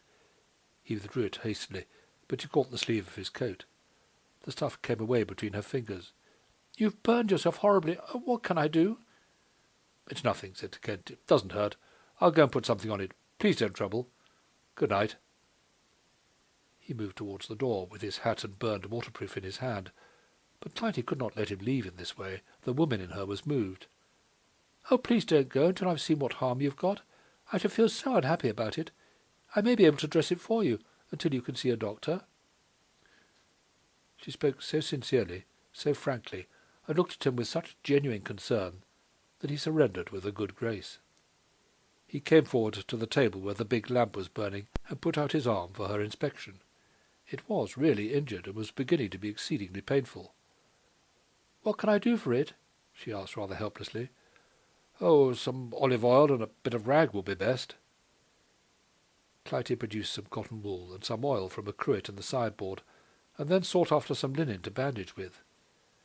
Kent noticed that she did not ask him for his handkerchief, nor did she use her own, but went, rather impulsively, to a work-basket and tore off a strip of soft material that was lying on the top. It was very expensive stuff, and the whole piece of work of which it was to form a part was spoiled. It was characteristic of her. Another woman would have remembered where she had stored some odds and ends of old linen. Kent watched her curiously as she was bending over his hand. He had often seen her before, but his life went on so far outside the sphere of women that he had scarcely given her a thought as he had passed her by. He had never even inquired her name. From the mere fact of her renting the studio, it had come involuntarily to his knowledge that she followed pursuits more or less artistic, but his curiosity had never been aroused. Now that he had been suddenly thrown into close contact with her, he was interested. He smiled at himself for the unwonted pleasure he found in watching the lights dancing through her hair. The brows contracted ever so little in the absorption of her occupation. The long, nervous fingers set on the broad palm, deftly arranging the cotton wool. The scrap of old lace at her throat and wrists. She was pretty, striking to look upon, but he had not formed a very high impression of her otherwise. It was just the sort of thing a woman would do, to run out of the room when it was on fire, to give up thinking for herself in any emergency and trust blindly to Providence. Or a man. It's a strange thing that those men who see least of women know most concerning them. As she raised her head after pinning the bandage, she caught the expression of amusement on his face. He was quick to note the little shadow of resentment that passed over hers. "I was thinking what a mess I should have made of it by myself," he said with a tact that surprised him. "Thank you very much." "It was the least I could do," replied Clytie. "I feel so guilty about it all, and your poor waterproof too." "It's a very old one," he replied good-humouredly, holding the garment out for inspection. "My friends will be delighted. They've threatened to cut me in the streets if they saw me in it again. So you see you've secured my friendship for me, and I shall get on much better with an umbrella tonight." "But you're surely not going out tonight?" cried Clytie, moving to the window and shutting it as if he were intending to escape through it. "It's pouring wet, and you would catch cold in your hand. It would get inflamed, or something dreadful. It's stupid of people not to take care of themselves. It's hurting fearfully, isn't it? Tell me."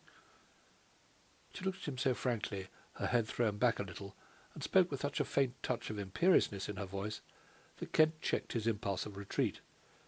"Of course it hurts, but I don't mind. If one minded all the little pains of this life, one would have no time for anything else. Besides, I'm used to rough it a bit. It's my own choice, more or less, and I like it." Clytie remembered the strange stories Mrs. Gherkins had told her about Kent's way of life. She had listened to them with idle interest, never imagining that Kent and herself would ever become acquainted. Now that he alluded to his habits, she felt bound to confess her share in the gossip, which she did somewhat rebelliously, checking certain more timorous promptings of silence. "So you see I know all about you," she said in conclusion. "When people are eccentric, they become, as it were, public characters. Now, if you were to talk to Mrs. Gherkins—" "Heavens forbid!" cried Kent, with much warmth. "I was fleeing from her this afternoon when I nearly knocked you down." "Why?" asked Clytie, laughing. "I don't know. Instinct, I suppose. Perhaps I have been wrong. Otherwise I might have known something more of you. It's a bad compliment, I'm aware, but I've been here a whole year, and I've never seen or heard your name. Might I know whom I've had the pleasure of assisting? I did not in the least care before, but now it is different." There was an honesty and directness in his voice that pleased Clytie. She felt glad that he had asked her. There is a touch of susceptible vanity even in the most emancipated of women. "My name is Davenant, and I'm by way of being an artist. That is to say, I gain my living by it." Her eyes wandered unconsciously round the room, hung with many of her half-finished sketches. Kent followed her glance, and then crossed to the wall and examined one or two of the pictures. "Are these yours?" he asked, turning round quickly. They were charcoal sketches of street scenes, direct and daring. Kent received Clytie's nod of assent, and glanced at the pictures, and then at her again, as if trying to reconcile the two. "Is all of your work of this kind?" "Mostly. Sometimes I draw it milder," she added with a smile, "when definite orders come in. But I feel more at home with this sort of thing." Kent returned to the centre of the room where he had been standing before. "I'm not an artist myself," he said, "but I have been brought up in an atmosphere of art, and I love it. My father was Rupert Kent, painter, etcher. He did that little thing over your mantelpiece." "Isn't it a perfect little piece of work?" said Clytie, looking round at it. "I'm very fond of it." "So is my father. Well, you see, I am not a Philistine in art matters, and when I say your work interests me, I mean it. I should like to look at some more of it. Where is it to be found?" "You can come any time to my studio, if you like. It's my place of business, you know, and perhaps you may get me some orders. Art is terribly mercenary these days." "I want to see the things you do for yourself," said Kent bluntly, ignoring the little hedge wherewith she had fenced her invitation. "It will be very kind of you to let me come." Clytie held out her hand to him as he bade her good night, and thanked him for his help. "And now that we know each other," she said, I hope you won't cut me on the stairs." When he had gone, Clytie looked ruefully at the damage that had been done. Her pretty inside curtains were destroyed, the heavy outer ones burned into great charred holes. The carpet and hearthrug were badly scorched, and the side of her writing-table warped and blistered. As she gazed at the wreck, she went over the little scene in her mind. Why had she stood still, leaving the whole of the work to Kent?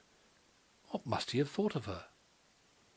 If he had been any ordinary man of her acquaintance, she would have been still angry with herself for her helplessness, and her anger would have reflected itself on him. But now she put the question to herself more through curiosity than irritation. There was a simplicity about the man that attracted her. His words had been blunt, almost rude sometimes, but his voice had been kind, his manner protective, straightforward. She signally marked her approbation for him by asking him to visit her studio, a privilege she only accorded to a few tried and very sympathetic men friends. Kent interested her, and yet she had not the slightest desire to transfer her impression of him to canvas. The next morning she gave Winifred an account of the last evening's incidents, confessing her own impressions in her wilful, half-cynical way. Her friend listened meekly, wondering at her earnestness. Her curtains had caught fire, a gentleman had come opportunely to her aid, had burned his hand, which he intended in common courtesy. It was all so very natural. As for feeling humiliated at being helped by a man, what are women put in the world for, except to yield and give way before men? But Winifred did not say this to Clytie.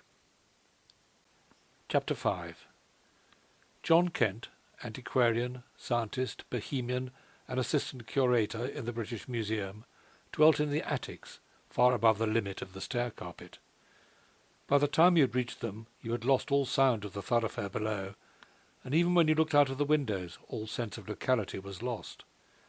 Nothing could be seen but roofs and chimney-pots, except on very clear days, when, through an accidental vista of streets, the tops of the trees in Chelsea Hospital were dimly visible.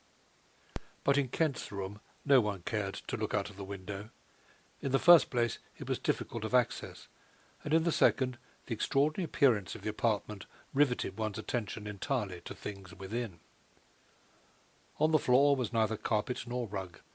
The place of offender was supplied by 3 large iron tripods, waifs from some dismantled chemical laboratory, which, when they were not otherwise engaged as footstools, served to support a kettle, a saucepan, and a glue pot. All around the walls, with just one space for the door, ran a broad deal dresser that did duty for several tables, and below it, here and there, were cunningly contrived cupboards. Above, every inch of wall was covered, one side completed with books, the others with pictures, mostly old engravings, little masters such as Cranach and Bem, a frame of perfect little Aldegravers, a Prince Rupert Mezzo, 2 Woolmers with their exquisite wavy lines, Buicks, and a magnificent modern Jacquemart etching of a Sèvres vase. The intermediate spaces were filled up with a heterogeneous assortment of curios. The dresser-table was likewise laden with books, coin-cases, scientific specimens, strange weapons, old axe-heads, Japanese sword-hilts cunningly carved, newspapers, journals, pamphlets, and papers innumerable. There were only 2 fairly clear spaces around the whole extent, one where Kent worked, and another where he took such meals as he had in his lodgings. Save for one solitary leather writing-chair, the centre of the large room was absolutely empty, but in a corner, on the floor, were piled up a set of canvas deck-chairs, which Kent brought out and opened whenever he had visitors. All the fixtures in the room he had made with his own hands. Manual labour was a delight to him. He also cooked his own food and cleaned out the room. The latter operations consisted in raking out the ashes from his grate and laying the fire afresh. No peace-destroying woman disturbed the precincts with broom and duster. When the dust grew so thick that it interfered with his breathing and clouded the lens of his microscope, he went round with an old towel, flicking and flapping with great energy, and then he watered the floor out of an old bronchitis kettle. Kent was a happy man. He had convictions, enthusiasms, manifold interests in life for his lighter moments, one great absorbing work for his serious hours. His slender income sufficed amply for all his wants, and there was always a margin over for the purchase of an occasional rare edition, or print, or curio. Whenever his salary was increased, that margin was greater. His mode of life never changed, for the simple reason that he considered it to be the most delightful one possible. Purple, fine linen, and sumptuous fare had no charms for him. It was always with much groaning of spirit that he put on dress clothes when he went out into the world.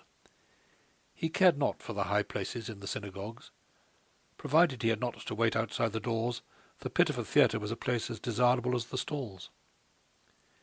In his friends, too, he was happy, a few men different from himself and from each other, and to these he clung loyally.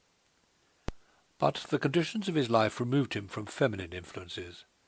Beyond those girls in his immediate family circle, whom he called by their Christian names and treated with an old-fashioned brotherly protection, scolding them when they did foolish things, such as wearing light shoes in wet weather, performing little services for them when they behaved themselves nicely, he never troubled his head about womankind. On the night when Clytie's curtains caught fire, he had been on his way to visit a coterie of 3 bachelor friends who shared a house in South Kensington. They were accustomed to his nocturnal appearances, and the worse the night and the later it grew, the more likely was Kent to present himself at the sitting-room door, a dripping, ruddy apparition, his cheeks and beard glistening with raindrops. And then he would throw off his mackintosh, call for slippers, and join the circle round the fire. The thoughts of the dreary tramp home between 2 and 3 never seemed to dismay him. Cheerlessness of environment in no way affected his happiness. They formed the chief part of his social life, these 3 friends, tried by the changes in fibre, tastes, affinities, that over half a score of years effect. There was Fairfax, the doctor, ruddy, full-blooded, magnetic with health and vitality, whose brass plate shone huge on the front door, inviting confidence. Green, the solicitor, shrewd, hard-headed, a speaker of few words, and Wither, the civil servant, the little gnome-like man, full of strange sayings, whimsical, non-moral, a man of boyish, elfin beauty, trusted by men, petted by women. Of the 3, Kent loved Wither best. Wither saw deeper into the world's mysteries than he, but his own sturdy, honest sense had kept the other from many an abyss. After bidding Clytie good night, Kent stood irresolute on the landing. Should he wrap the remains of his waterproof around him, and still go whither his truest happiness had hitherto always led him? Considerations of the chill, sleeting night and the throbbing pain in his hand went for nothing in his decision. The girl who had tended the burn had almost besought him not to go out. To disregard her would be an act of discourtesy. Thus thought honest Kent as he turned on his heel and slowly mounted the stair. But his evening had been spoiled, he told his browwood pipe with a consoling sense of martyrdom, and the cause thereof was feminine. "It is just a silly sort of thing that Agatha would do," he said to himself. Agatha was his sister, whom he pitied intensely for being a woman. He thought of Clytie's pictures, the signs of virility in them, and he began to pity Clytie too. Yet there was a difference of kind in his sentiments. It was only natural that Clytie should like to know how his burned hand was faring. He found the girls busily painting, Winifred at the side with her basket of flowers near her, Clytie standing at her easel, in the middle of the room, her back to the door, her face turned half round to see who would enter in response to her call. On the floor by the fireside sprawled Jack, the model, eating an orange. His face was still dirty, his curly hair matted. Winifred had pathetically besought Clytie to have him washed. Why should his poor little face be all over dirt? "Because it would not exist without it," Clytie had answered.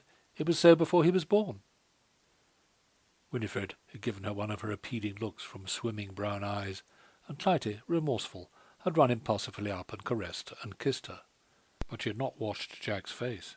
He scrambled to his feet and looked defiantly like a young animal at Kent when he entered.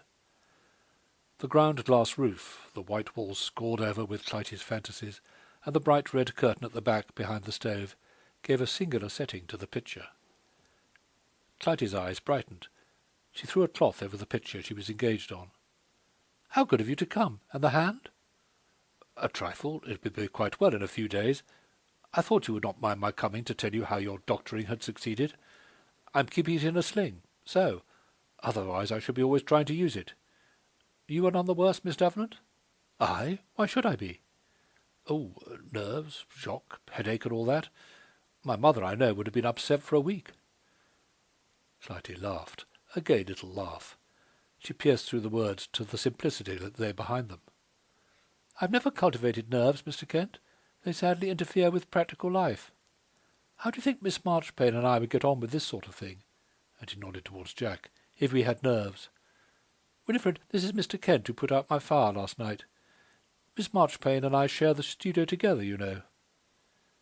"You work on very different lines," said Kent after a while, leaning back in his chair so as to catch a glimpse of Winifred's tiny canvas. "What a strange thing temperament is. I suppose neither of you does landscape." "Oh, yes, Winifred. Dainty little bits of meadow and stream. I can't. I always want to put legs and arms to my trees and make the branches twist and writhe about, like Gustave Doré in The Wandering Jew." "You scarcely look like a painter of the weird," said Kent. "You think I have not enough strength of imagination?" "You have too much strength of mind," returned Kent judiciously. "You hanker too much after the real. I can only judge," he hastily added by way of explanation, "by what I can see of your work around me." "You will get into difficulties," said Clytie, laughing. "One moment you accuse me of nerves, and the next of strong-mindedness. Which is right, Winnie?" "I would be telling too much or too little if I were to say," replied Winifred. "Mr. Kent will have to judge for himself. We better show him something to go by." They turned to an exhibition of Clytie's paintings. Small stacks of canvases were ranged on the floor, along the walls, here and there one hanging or standing on a table or on an easel.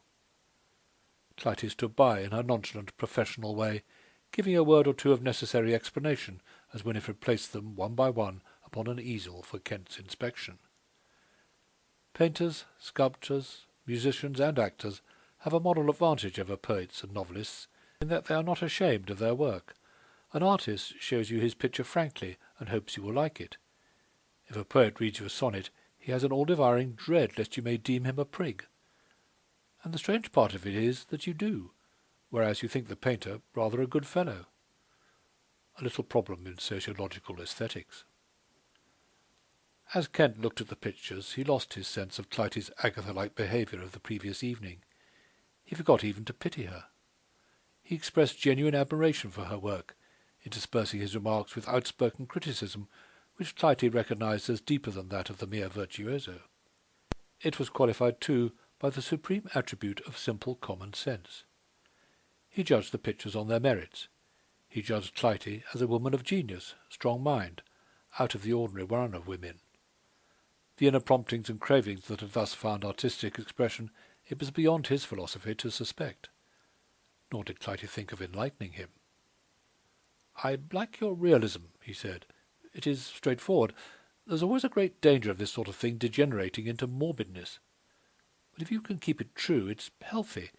It means sober, honest work, and not an intermittent fever. I see you work off your superfluous energy on the walls." "Oh, I forgot them," cried Clytie, somewhat shamefacedly. "You must not look at them, please. They're not part of the show.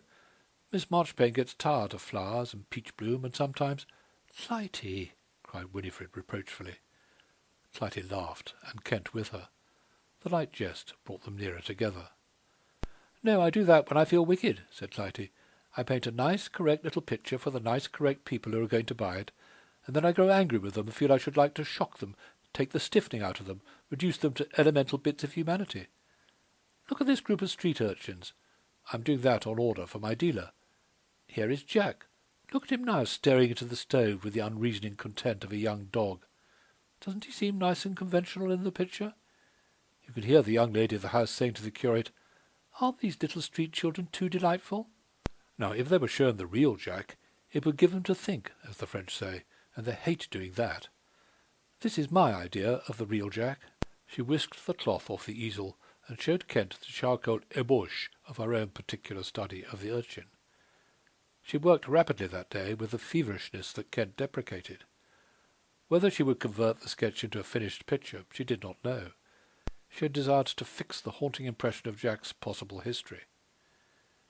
Kent was somewhat startled by the suddenness of the presentation. There was the boy, refined, delicate in feature, great-eyed, curly-haired, but repulsive with cruelty and animalism, in a degraded attitude, head bent forward, knees bent, lips parted in a sneer. "He does not look like that now," said Kent, comparing the original with the copy. "Wait," said Clyde. Then imperiously to the urchin, "Jack, what are you thinking of?" He turned, looking up at her shiftingly. "Dunno." "Weren't you thinking of that nice little story of the cat you told me this morning?" No answer. "It's about a stray cat that came into his mother's house, half dead, you know, and this boy was so kind to it, like a dear little girl." "You lie!" cried the boy, starting to his feet. "I told you I killed her. I lammed her blooming head open with a chopper. I hates cats." "Voila," said Clytie. "That's the real Jack. That's the Jack I'd like to startle Peckham Rye with." And then, turning to the boy, "That will do for today, Jack. Here's your shilling. Give it to your mother." "Shan't," said Jack. "Oh, but you must," said Winifred. "Look how hard your poor mother has to work to keep you, Jack." "She's blooming well got her," said Jack. "I ain't going to give her no money. She never gives me none." "But your mother will beat you," said Clytie. "What do I care?" "And your father, you sweet boy?" asked Kent. "Ain't got none." "Never had one?" continued Kent. "Nah, mother ain't that sort. Blame glad." "Here, you better run away," said Clytie hurriedly. "Keep your shilling and make yourself as ill as you like with it. Come the day after tomorrow, Friday. Can you remember? It's unnecessary to request you not to wash between then and now. Come on. Goodbye. Out you get." The boy took up the remains of his cap and went, with an air of relief, out of the room. "What a little brute," said Kent. "Why don't you try to reform him, make him human?" "He is human," cried Clytie with some warmth. "That's why I cultivate him. Delightfully human, refreshing. As for reforming him," with a shrug of the shoulders, "I am not a Sunday school teacher. I have nothing to do with the submerged tenth. Let the good respectable folks who have submerged them raise them with their polite and respectable hands. I am an artist, a student of life, what you will. Each one to his trade. Perhaps when I have got what I want out of Jack, it may amuse me to show him the desirability of not lambing cats' blooming heads open with a chopper. I don't know. I'm not altogether devoid of moral sense. Winifred's tender heart may be touched, and between the two of us we may turn him out a mild-eyed journeyman carpenter, a member of the YMCA, a model of all the virtues. But I very much doubt it. He has vice in his blood. But perhaps I am wounding some of your susceptibilities, Mr. Kent. You may be a social reformer, and keener than I am on these matters. If so, pardon me. We artists are privileged, you know, to view life from our own standpoint. Kent threw up his hand and dropped it, a little gesture of deprecation. He too had large views on humanity and its needs. He was even then sacrificing comfort, fame, ease, such as other men understood them, so as to serve it. But it was according to his own capabilities. It was a darling scientific work that on the most modest computation would take him 20 years to complete. An unthankful task, his name to be remembered with reverential gratitude by some half-dozen workers, to perish unheard of by the remaining millions of mankind. But these half-dozen would use the results of his life's energies to the advancement of human prosperity, and that thought glowed within Kent's heart. Still, a man has not time for all things. He honestly disclaimed pretensions to being a social reformer. He was also artistically sympathetic enough to appreciate Clytie's attitude as regards Jack.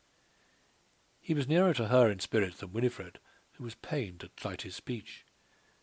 She would have cried out with the sharpness of the pain had it not been for Kent's presence, and she would have been revolted at the cynical callousness had it not been for the blind adoration with which she bowed before Clytie. Whatever Clytie did was right, she told herself, and she was a poor little body who could not understand these things. But her heart bled for Jack, and she wondered why Clytie's did not bleed also. I spoke idly, said Kent. I'm sorry. If all artists set about reforming their models, their hands would be too full for art. But he is a little brute all the same, and as you say, Peckham Rye would be startled by him. But why do you want to shock Philistia? Would you like to live in it, be of it, and worship at comfortably timed intervals in its correctly appointed temple of Dagon? No, laughed Kent. They wouldn't have me in it. I think they would stand less of me than I of them. They are God's creatures, after all, you know. If you prick them, they bleed, and so forth. If they admire your little pictures, which I, too, admire vastly, there must be some saving grace in the Philistines. Clytie shrugged her shoulders. But why should I be obliged to paint in their way and not in my way? That is what irritates me. Have you tried them with your way, as you call it? Even Winifred could scarcely forbear flashing at Clytie a little smile of tender malice. God bless my soul, she whispered softly, and the two broke into unconstrained laughter. Winifred is quoting Mr. Kent. It was an elderly gentleman, stout, florid, lots of watch chain, one of my patrons. He bought one of my pictures at the dealer's and came for another. Burrows showed him one of my own things. Winifred and I happened to be at the back of the shop at the time. The old gentleman put on his spectacles, looked at the picture, gave such a jump, held it in the light, and then gasped out, God bless my soul, Burrows, has the young woman taken to drink? And what did you do? I don't know what I should have done if Winnie had not held me back. As it was, Burrows whispered to him that the artist was overhearing the conversation. Well, it will do her good, said the old gentleman, and he went out storming. Then Burrows came to me and complained that I had lost him a customer. He has the soul of a pork butcher, that man. Then, turning to Kent, her cheeks still flushed with anecdotal animation. That's how it is, you see. Well, said Kent, perhaps you have reason to owe Philistia a grudge. I haven't. If it shuts its respectable doors on me, I shrug my shoulders and set up my wigwam outside, where I can smoke my pipe in peace. It is better not to care for the world, or anything for that matter, if one has work to do. One's keenness on life ought to leave one no time for hating one's fellow creatures. Winifred looked at Clytie, expecting to see her resent the implied rebuke. But Clytie only laughed softly to herself, leaning back in her chair, looking at her fingertips. You are by way of being a tonic, Mr. Kent, she said, without looking at him. Kent was disconcerted, could not find a reply. He stroked his tawny beard and moustache with his free hand, and looked at her, somewhat puzzled. He had uttered his own robust faith, and she had seized a personal reference with which he appeared not displeased. At last he said, "I don't mean to imply that you are cynical, Miss Davenant, but you are a little vindictive. I too often think of that passage in Sartor Resartus where Carlyle strips the clothes off the courtiers at St. James and leaves them bare, with their bowings and scrapings. Do you remember? Well, it would be a very good thing for them. You would come down to pure humanity and find it really a very lovable, great-hearted thing after all." "Then for goodness' sake let us begin to strip the clothes off them at once," cried Clytie, changing her attitude with her usual suddenness. "That's what I want to do. I want real men, real women. That's why I take human nature in the rough," making a comprehensive sweep with her hand round the studio. "The clothes these things wear don't matter. You can see the passion working through the rents and tears." "Huh," said Kent. "You may see something that will frighten you one of these days. There's plenty of good in humanity, but there's plenty of bad. You'd better get hold of what is good first. It will give you a foundation." Shortly afterwards Kent took his leave. He had paid a longer visit than he had anticipated. He found himself pitying Clytie again upon new, less definable grounds. He was much struck by her work, her frankness, her independence. She was a novelty to him, different from the few other women he knew. She seemed to have everything calculated to make a woman happy and her life full, and yet he was sorry for her.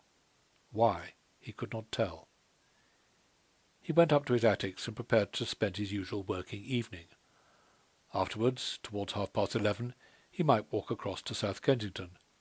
He took from one of the cupboards beneath the dresser-table plates, knife, and fork, a half-finished tin of sardines, bread and butter.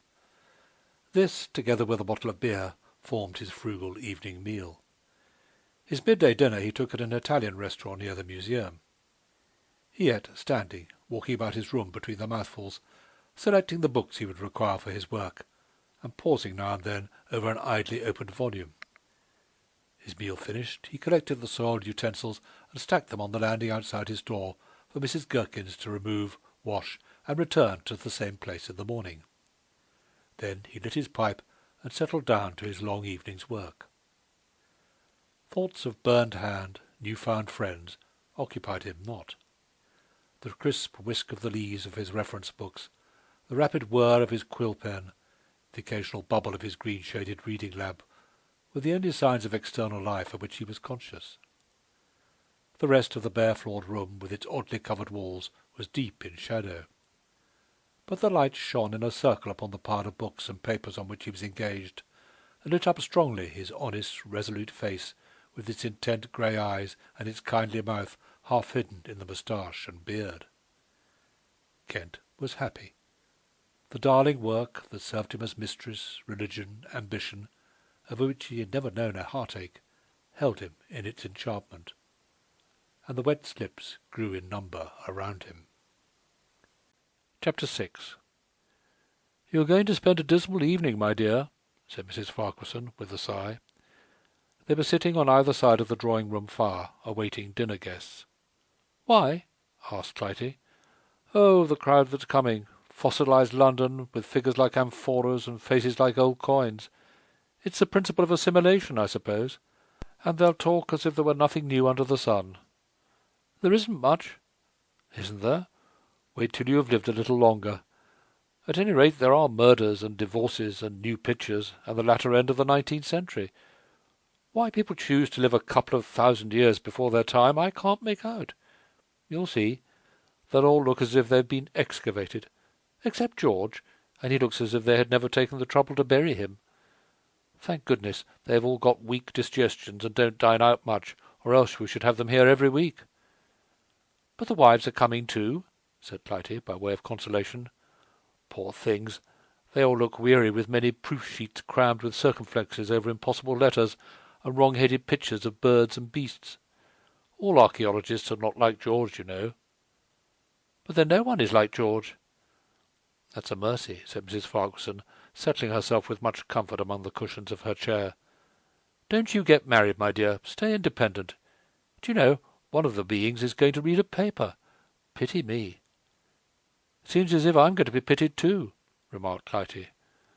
Ah, but you are young and can make fun out of them. I can't.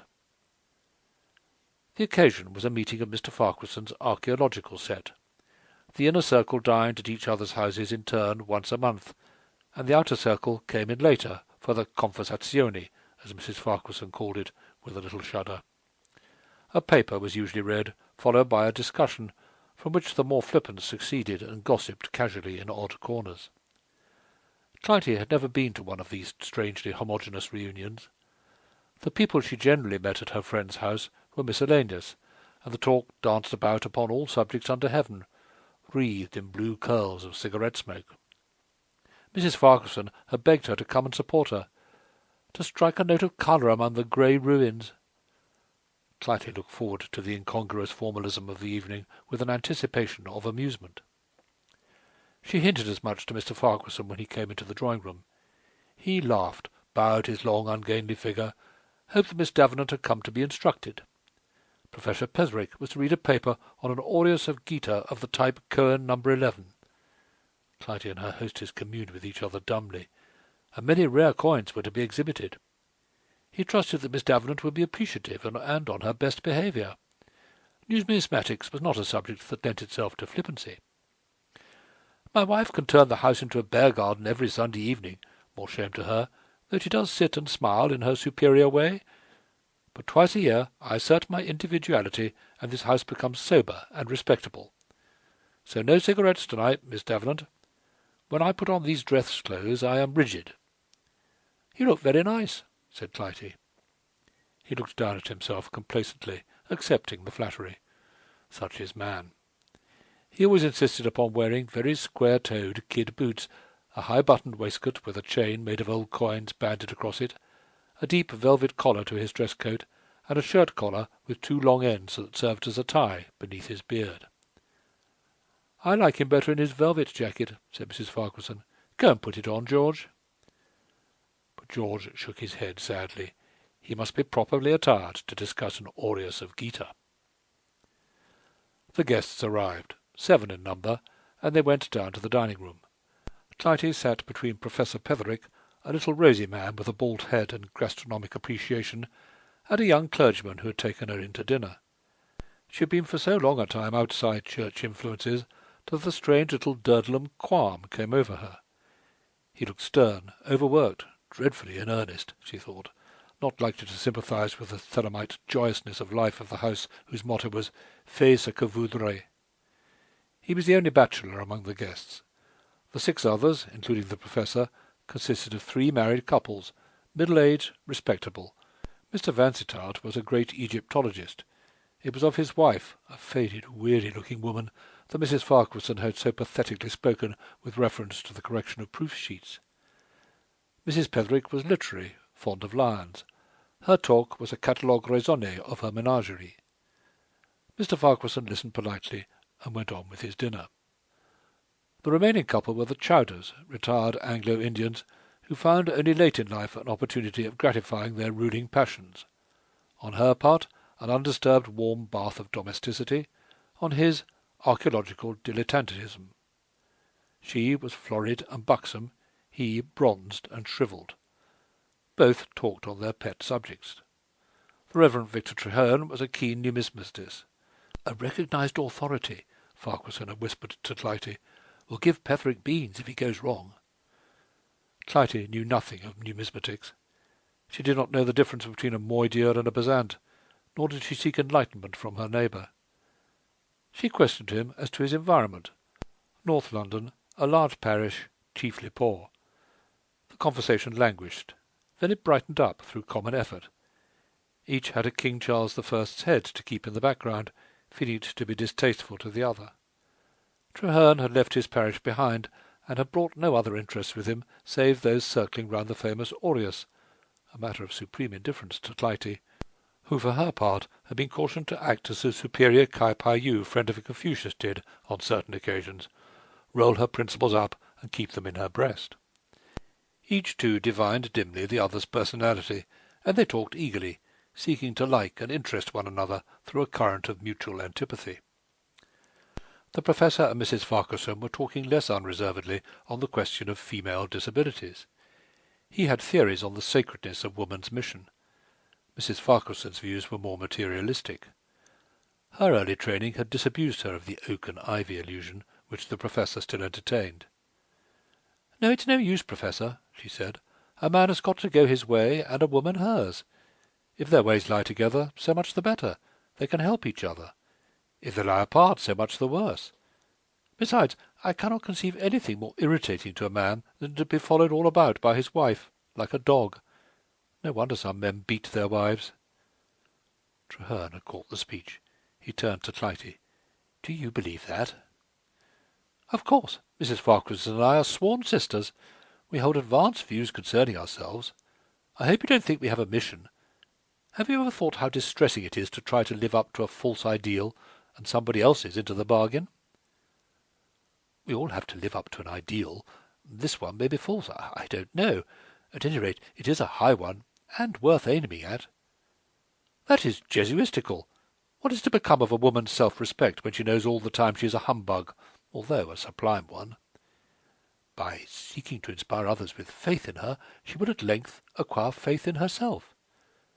Don't you think that's rather vicious?" "I don't know. The same principle obtains in my own calling. Many a man enters the church who is not really fit for it. But the professional effort he has to make to raise others in most cases raises himself." "Well, that may be quite true," said Clytie, "but it does not prove the principle to be right. Besides, the cases are different. You undertake, when you enter the church, to do certain things. Now, when a woman enters the world, she does not undertake to do anything any more than a man does. They both clamour to assert themselves as human beings. They may go about it in different ways. It's merely the difference of sex, but their ultimate end is the same." "And what is this?" "To get as much out of life as possible." "That's scarcely orthodox." The accompanying smile was a touch of the curb on Clytie. She paused. There was an interval of dining. Then she turned to reply to a remark of the Professor. Mrs. Farquharson, who hitherto had steered skilfully through the shoals of antiquity, was run aground by Colonel Chowder. Clytie was astonished to hear her friend talking learnedly of coins and Latin inscriptions. She ran discursively over the points of George's collection, toning her speech with a light counterpoint of mockery, so that its echo should reach Clytie's ears. Mrs. Chowder bubbled domesticity over the Egyptologist, spoke of her sons, the difficulty of army examinations. She was bent upon their getting into the service, also upon their marrying young. The reconciliation of these incongruities was the problem offered for Mr. Vansittart's solution. Clytie again turned to Mr. Traherne. "Do you often come here? I am almost of the house, and I have never met you." "Once before, on a similar occasion, almost the same circle. A common hobby brings the most divergent people together." "It is a pity you and I have not got one," said Clytie, flashing a malicious glance at him. "Perhaps we have. What do you mostly do?" "Paint, for my living." "An artist? What is your line?" "Anything human. They call it genre. Street life. The very poor." "The poor? Then we have a common hobby after all." "Perhaps," replied Clytie, "but I'm afraid we ride it in opposite directions." "Do you know much of their lives? Go among them?" "Not much. I see them only externally from an artist's point of view. I should like to see deeper." A light burned for a moment in the young clergyman's grey eyes. "Would you care for work among them?" "As a student, perhaps. As a reformer, no." "One generally leads to the other." "In that case I'll not run the risk," she replied, laughing. An hour later the drawing-room was filled with the evening guests, mostly men. Women archaeologists are scarce. The sentiment with which they inwrap relics of the past harms the pure scientific spirit of inquiry. Thus Mrs. Farquharson to Clytie, briefly explanative. She laughed, reminding him how lately, in a sentimental mood, he had accused women of lack of imagination. She reproached him for inconsistency. "Inconsistency is a principle of the art of living," he replied epigrammatically, moving away. The men stood in groups about the room, chatting on personalities, examining the display of coin cases arranged here and there upon the tables, each under the soothing light of a shaded lamp. The Professor stood by himself on the hearthrug, hemming irritably, anxious to read his paper. The talk was subdued, attitudes formal, a contrast to the ordinary easy abandonment of that drawing-room. The men were of a different type, mostly elderly, sedate. Mrs. Farquharson rested for a moment from her exertions as hostess by Clytie's side. "Now for a minute's peace. I wish the men would smoke. They all look so woebegone. But George says they mustn't. Now then, my dear, I haven't seen you for ages, except for those 5 minutes before dinner. What have you been doing lately?" "Nothing much. Working. Oh, yes, I have, though. I've found a new chum." "What is she like?" "It isn't a she, it's a he." "Where did he come from?" asked Mrs. Farquharson, arching her eyebrows. "From the skies, apparently. In the first case he put out a fire in my room. He lives over me in the attics." "Clytie, you must be careful. Who is he? What's his name?" "Caroline," said her husband's deep voice behind her chair, "I don't think you know Mr. Kent." Clytie started round violently at the shock of the coincidence. Kent was standing by her side, looking odd, changed, a bit Philistine in his evening dress. He wore a glove over his burned hand. They talked, explained their meeting. He had had a numismatic acquaintance with Mr. Farquharson for a long time past, had received his invitation at the museum, his private address not being known to his host. Clytie described her own privileged position in the household, speaking frankly, vivaciously. She felt a little thrill of pleasure at seeing him there. He seemed, more than the other guests, in harmony with the traditions of the house. They had not time for much conversation, social exigencies separating them.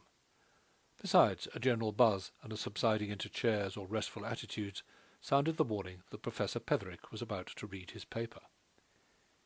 He described the coin that had come into his possession. Previously it had been passed round for the inspection of the guests, claiming it to be a finer specimen than the one in the Caylus collection. The figure of Castor beside his horse, without the pileus on the reverse, he argued was a portrait of the unfortunate young co-emperor. The legend on the obverse proclaimed that it was a coin of Geta. He took this as a text for a learned disquisition upon the aureus, tracing its origin, the variations in its weight, to the time of Justinian, who fixed it as a limit stake for a throw of the dice. He quoted Pisticus, Eckel, many learned authorities. He read in a bland, easy tone, confident of his facts and his deductions. Clytie felt relieved when he had finished. Across the room she had now and then caught Kent's eye, which had a humorous twinkle in it. She, who an hour before had been scoffing at the dry as dust nature of numismatics as a pursuit, now felt a consciousness of inferiority, of being relegated to the tribe feminine, who are not expected to care for intellectual matters. She nourished a seed of resentment against Kent and all archaeologists. But when the usual discussion on the paper began, she set an example of interest in it to Mr. Vansittart, who had come over and sat down by her side. Really, she was curious to see what part Kent would take in the discussion. He seemed to find many acquaintances in the room, and an appreciative welcome from each. She experienced a strange sense of satisfaction at the dispelling of an unformulated apprehension lest he might be unknown, insignificant. She had seen him several times since his visits to the studio. Once they had met at Sloane Square Station and had walked home together. The acquaintance was ripening into friendliness. Now she was interested at seeing him in a new environment. Our conception of people changes very much according to the conditions with which we associate them. But Kent in the drawing-room, despite his unfamiliar attire, seemed much the same as Kent in the studio. His manner towards the men she saw him talking with, much the same as his manner towards her. Presently he rose, broke into the discussion. The principal participators listened with apparent respect to his remarks, few in number, but apt. "Well, Mr. Kent is an authority," said the Professor, surrendering a particular point with a certain grace. The little tribute fell gratefully on Clytie's ears. Suddenly she became conscious that her pleasure was greater than the occasion warranted. She turned round quickly to Mr. Vansittart, who was taking but mild interest in the affair, and somewhat abruptly opened a conversation. The Reverend Mr. Traherne joined them soon afterwards, asking permission to introduce a friend. Thus it came about that Clytie had a small group round her, and her interest in Kent's proceedings was checked for a time. Meanwhile, Mrs. Farquharson had threaded her way through the crowd of black coats and taken Kent off with her to an undisturbed corner. She was curious to examine Clytie's new chum. "So you live in the same house as Clytie Davenant? You rescued her from the flames, didn't you? She told me something about it. What happened exactly?" Kent sketched briefly the little scene with the blazing curtains, and mentioned his visit next day and his subsequent meetings with Clytie. He politely expressed his agreeable surprise at meeting her tonight. "And what do you think of her?" asked Mrs. Farquharson confidentially. "I dare say it's an odd question, but if you will come and see us again, you will find we are given to saying odd things." "Like Miss Davenant?" "You've found that out already. Well, come, what do you think of her?" "Honestly or conventionally?" "If I meant conventionally, I should not have asked you the question." Kent waited for a moment, stroking his beard. He was scarcely prepared with an answer even to satisfy himself. "I don't know. She's a bit too complicated to be defined in a phrase like a term in Euclid. She is nearer to a man than any woman I know." Mrs. Farquharson smiled inwardly, noting the phrase, yet liking him for it. It was so deliciously wrong, so absurdly off the track. She contemplated him from the empyrean of feminine wisdom, and from that moment took him under her protection. To blunder honestly in things feminine is one of the ways to a woman's pity, thence often to her heart. She encouraged him, however, instead of correcting him. "Why do you say that?" "For one reason, because I can talk to her as I would to a man. She has ideas and is not afraid of expressing them. In fact, she is different from the ordinary women one meets." "Oh, yes, she is that," Mrs. Farquharson granted. "She's all for le nouveau jeu. When I want to tease her, I tell her she will find it le vieux jeu all the time, but she won't believe it." Then suddenly, "Don't you think she's very pretty?" "Pretty?" echoed Kent in some confusion. "Really, yes, I suppose she is. I hardly thought about it." And leaning his body aside so as to catch a distant glimpse of Clytie between the forms of the little circle of men round her, he added, "She is very pretty." And truly it was a fair picture that his eye fell upon. She was wearing a simple dress of ivory-coloured silk, falling in soft, straight folds to her feet. Her low-cut bodice was relieved only by a ruffle of old lace along the top, and the sole ornament she wore, a necklet of antique silver, brought out the delicate modelling of her shapely neck, and she sat talking animatedly, her chin pointing upwards. Her rich, vivid colouring compensated for any lack of relief in her costume. The intense blue of her eyes, the many glints in her auburn hair, twisted in a careless knot at the back of her small, shapely head, and kept in place by a broad silver arrow, would of themselves have supplied the place of any ornament. "She is very pretty indeed. Striking," repeated Kent. Mrs. Farquharson looked at him amusedly. "You must be an original, Mr. Kent. Fancy knowing Clytie Davenant without thinking of her looks." "I'm a great bear," replied Kent. "My sister says so, and brothers and sisters generally speak the truth to each other. Of course I have thought of Miss Davenant's looks, in a way, admired her artistically, but I've never realized in her society that I've been talking to a pretty girl, one consciously so. She does not seem to expect you to be impressed with her looks. That's one thing that I like about her." Mrs. Farquharson carried on the conversation a little further, and then directed it into other channels. She was pleased with Kent, and made a mental note to see more of him. A man who could like Clytie and yet not reflect upon her personal attractiveness was, as she had said, an oddity, and Mrs. Farquharson made oddities rather a speciality. It was growing late, and there was a perceptible thinning in the numbers of the guests. A few enthusiasts lingered fondly over the showcases, comparing their contents with specimens in their own or other collections. Among these was Traherne, by himself, deeply cogitative. He rested Kent, who was passing by to speak to Clytie, whom he had scarcely seen during the evening, as if he had felt bound to take an honest and practical interest in the proceedings. The question that Traherne desired Kent's help in solving was a knotty one, and the two men bent over the table, absorbed in decipherating an obliterated obverse. When the matter was settled, Kent looked around for Clytie, but she had already disappeared. There was nothing left for him to do but to take his leave. "If you care for a bohemian Sunday evening scramble when everyone talks inconsequent nonsense, quite a different thing from tonight," said Mrs. Farquharson, shaking hands. "We shall be very glad to see you." In the hall he was pleased to see Clytie, fur-cloaked, waiting for a cab. She gave him a frank smile of recognition. With his white slouch hat and waterproof, a new one, his figure seemed to her very familiar. He talked to her for a moment or two, until the cab was announced.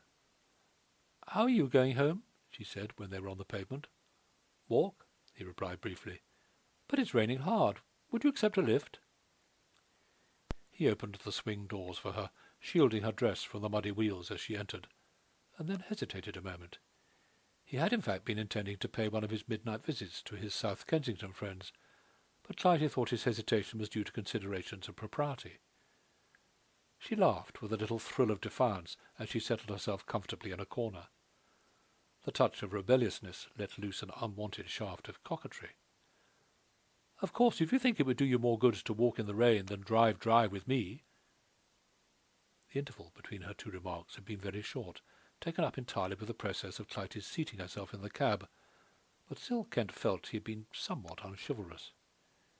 "If you really don't mind, I shall be very grateful," he said by way of making amends as he took his seat by her side.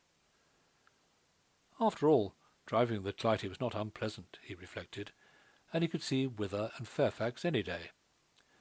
That Clytie should have made her offer did not seem unnatural. He frankly informed her of the cause of his hesitation. "I paid you the compliment of being mistaken," said Clytie. "What do you mean?" he asked, catching a glimpse of her face in the swift gleam of a gas lamp. She was smiling, in good humour. "Oh, if you are mystified, so much the better," she exclaimed. "It will be my little revenge." And that was all the explanation she vouchsafed him. However, that drive spun a thread of intimacy between them. There are few conditions of companionship so favourable as those in a hansom cab. The driver is practically non-existent. The three sides and roof of the vehicle form a temporary home, a chez-soi. The outside world lies in front of one, very near, and yet one is out of it. Even the desolate squares, with their occasional lamps blinking through the mist, and their wet, sooty trees rustling reluctantly as the wind passes through them, and their gaunt houses, each grimly and jealously guarding its household, giving the sense of the awful isolation of souls, fail to depress, as they invariably depress the sensitive pedestrian. There is, again, the cheerful rattle which precludes sustained conversation, but encourages disjointed, intimate talk. The rush of the air, the whirling past of figures and objects, is exhilarating even in the vilest of weather and in the dreariest of neighbourhoods. The rapid night glimpses, too, of coffee stalls, their lamps glaring upon the surrounding idlers, public houses with a sudden babel of voices issuing from an open door, walkers of the pavement forlornly standing with white, indistinguishable faces, buses steaming and labouring with their somnolent fares, every bus-load the counterpart of the last. Swifter still, the glimpses of the occupants of other cabs that pass, stimulating the imagination. A phantasmagoria of life, almost unreal, yet bringing into play some of the lighter elemental forces of nature. Clytie was almost sorry when the cab stopped at the familiar side door next to the shop where the legend of Gherkin's greengrocer was dimly visible through the gloom. Much of the mere woman in her had risen to the surface, obscuring the artist, the hater of formulas, the restless seeker after the mysteries of life. She had felt childish, frivolous, thus appearing in a new light to Kempt, not without a certain charm, although he wondered to himself whether she, after all, was not like the rest of womankind, fundamentally silly. This was a famous dictum of his. But when the door closed behind them, and the narrow, ill-lighted, close-smelling passage leading to the gloomy staircase struck upon her senses, the realities of life came sharply before her, and her usual independence of thought and action reasserted itself. Otherwise, when she had said good night to Kent on the landing and had found her room in darkness, she would not have called him back to light her lamp for her, and that done, have asked him to remain for a short chat. He was struck by the change to her usual frank tones, and seeking half unconsciously for a reason, attributed his late impression to an illusion on his part caused by the darkness and dispelled by the light, by which he could see her face. "You smoke, I know," she said, throwing her wraps onto the sofa. "You must be dying for some tobacco. What do you smoke?" "Oh, a pipe," he replied with much fervour, instantly seeking for it in his pocket. Clytie turned to poke the fire. It was black and sulky, and her efforts were of not much avail. "Let me try," said Kent, bending down with her on the hearthrug. "This is a thing not generally known." He threw a lighted match onto the fire. The escaping gases burst into flame, and cheerfulness was established in the grate. A trivial incident, but it was recognized by both of them in after years as having served to cement their comradeship. Chapter 7. The friendship between them ripened imperceptibly. Each day brought its tiny thread linking them together, so gradually, so subtly, that it was not until long afterwards that they realized the immense strength of the bond. At first it was mere honest liking on both sides, a pleasant consciousness of discovery, an ordinary attraction between two natures, distinct, yet more or less complementary. Clytie found it written in her book of new formulas that the loyal friendship between a man and a woman was a strengthening element of existence. In her fierce pride and young vigour, she would not allow that each supplied what the other lacked, according to the popular theory, the man strength, the woman grace, but asserted strenuously the truth that each could lend the other elements of strength the same in degree, but different in kind, owing to the difference of sex. If it had been suggested to her that her weaker woman's nature instinctively, in spite of perfect emancipation and proud independence, sought the man's protecting fibre, the whole Amazon within her would have been up in arms. She found in Kent a man whom she could meet upon a ground of perfect equality, perfectly even, neither blocked by prejudices and social barriers, nor haunted by sexual spectres. She was woman enough, however, to perceive intuitively certain shynesses in Kent, resulting from a half-knowledge of her, that would have kept him aloof in spite of a very sensible attraction towards her.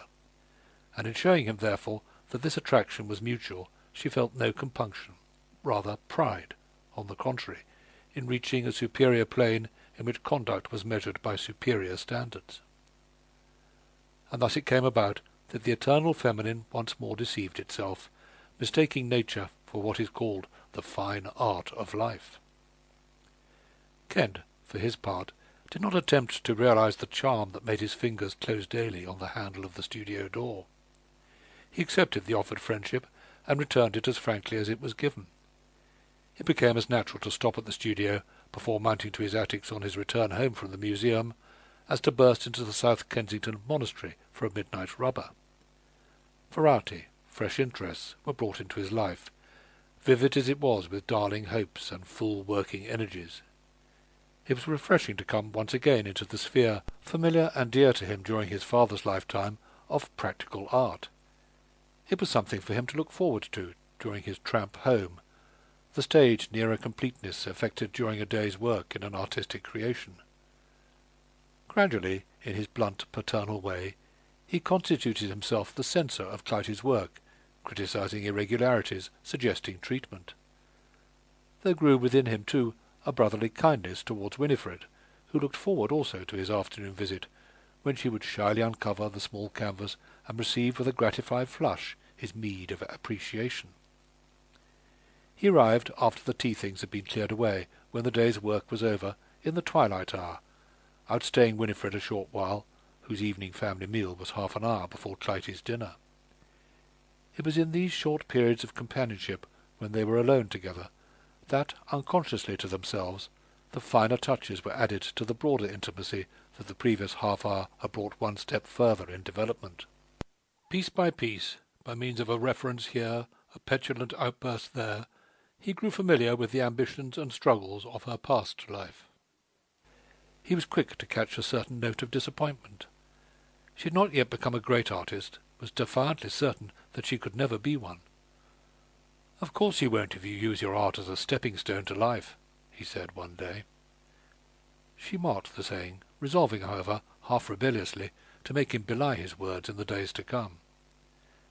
She, too, gathered from him the nature of his hopes and aspirations, wondered at the cheerful selflessness with which he contemplated the work that would bring him neither name nor fame, nor the things that many men desire. One day he took Clytie and Winifred up to his attic museum, pleased as a boy to show them his treasures. Winifred praised the bright neatness of his arrangements. He confessed guiltily that he had been tidying up, a process that had cost him the whole of the previous Sunday.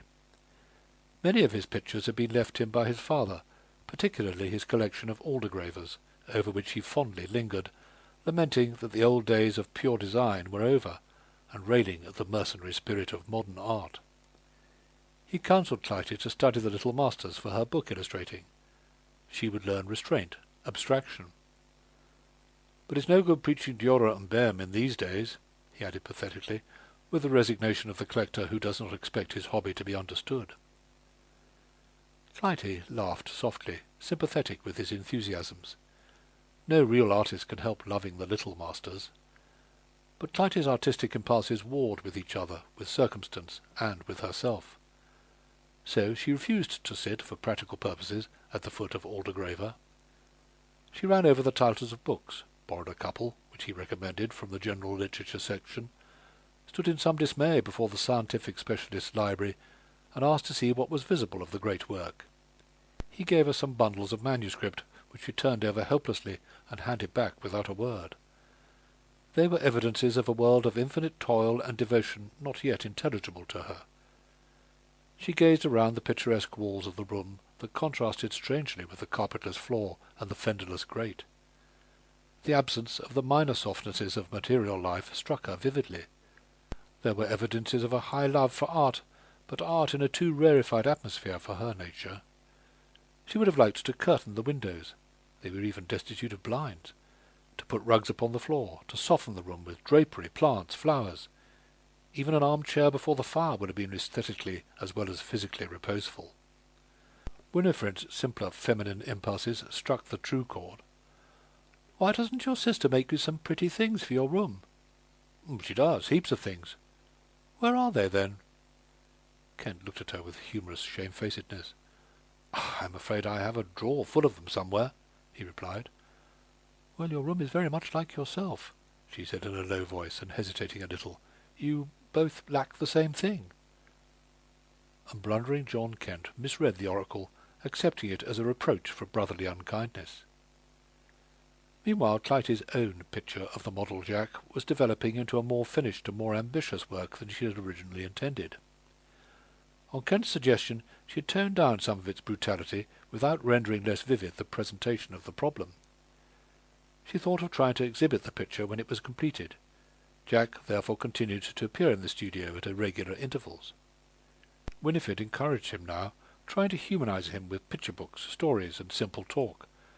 But Clytie shook her head at her gentle friend's efforts, conceiving them, with her fuller and more materialistic knowledge, to be entirely futile. Still Winifred obtained from him more details of what Clytie called his private life than she herself could do. With both of them he was fierce and sullen, but with Winifred he was more cynically expansive. These details only supplemented the data afforded by his own personality. Sometimes he went to the board school, where he was in the 3rd standard. Oftener he stayed away. He slept in his mother's room, ate his desultory food there with the fierceness of a young wolf, but his real home was in the street. Once he had been given a situation as satellite to a thriving costermonger, but the restraints of regular employment had chafed him into resignation of his post. Besides, his employer had thrashed him unmercifully.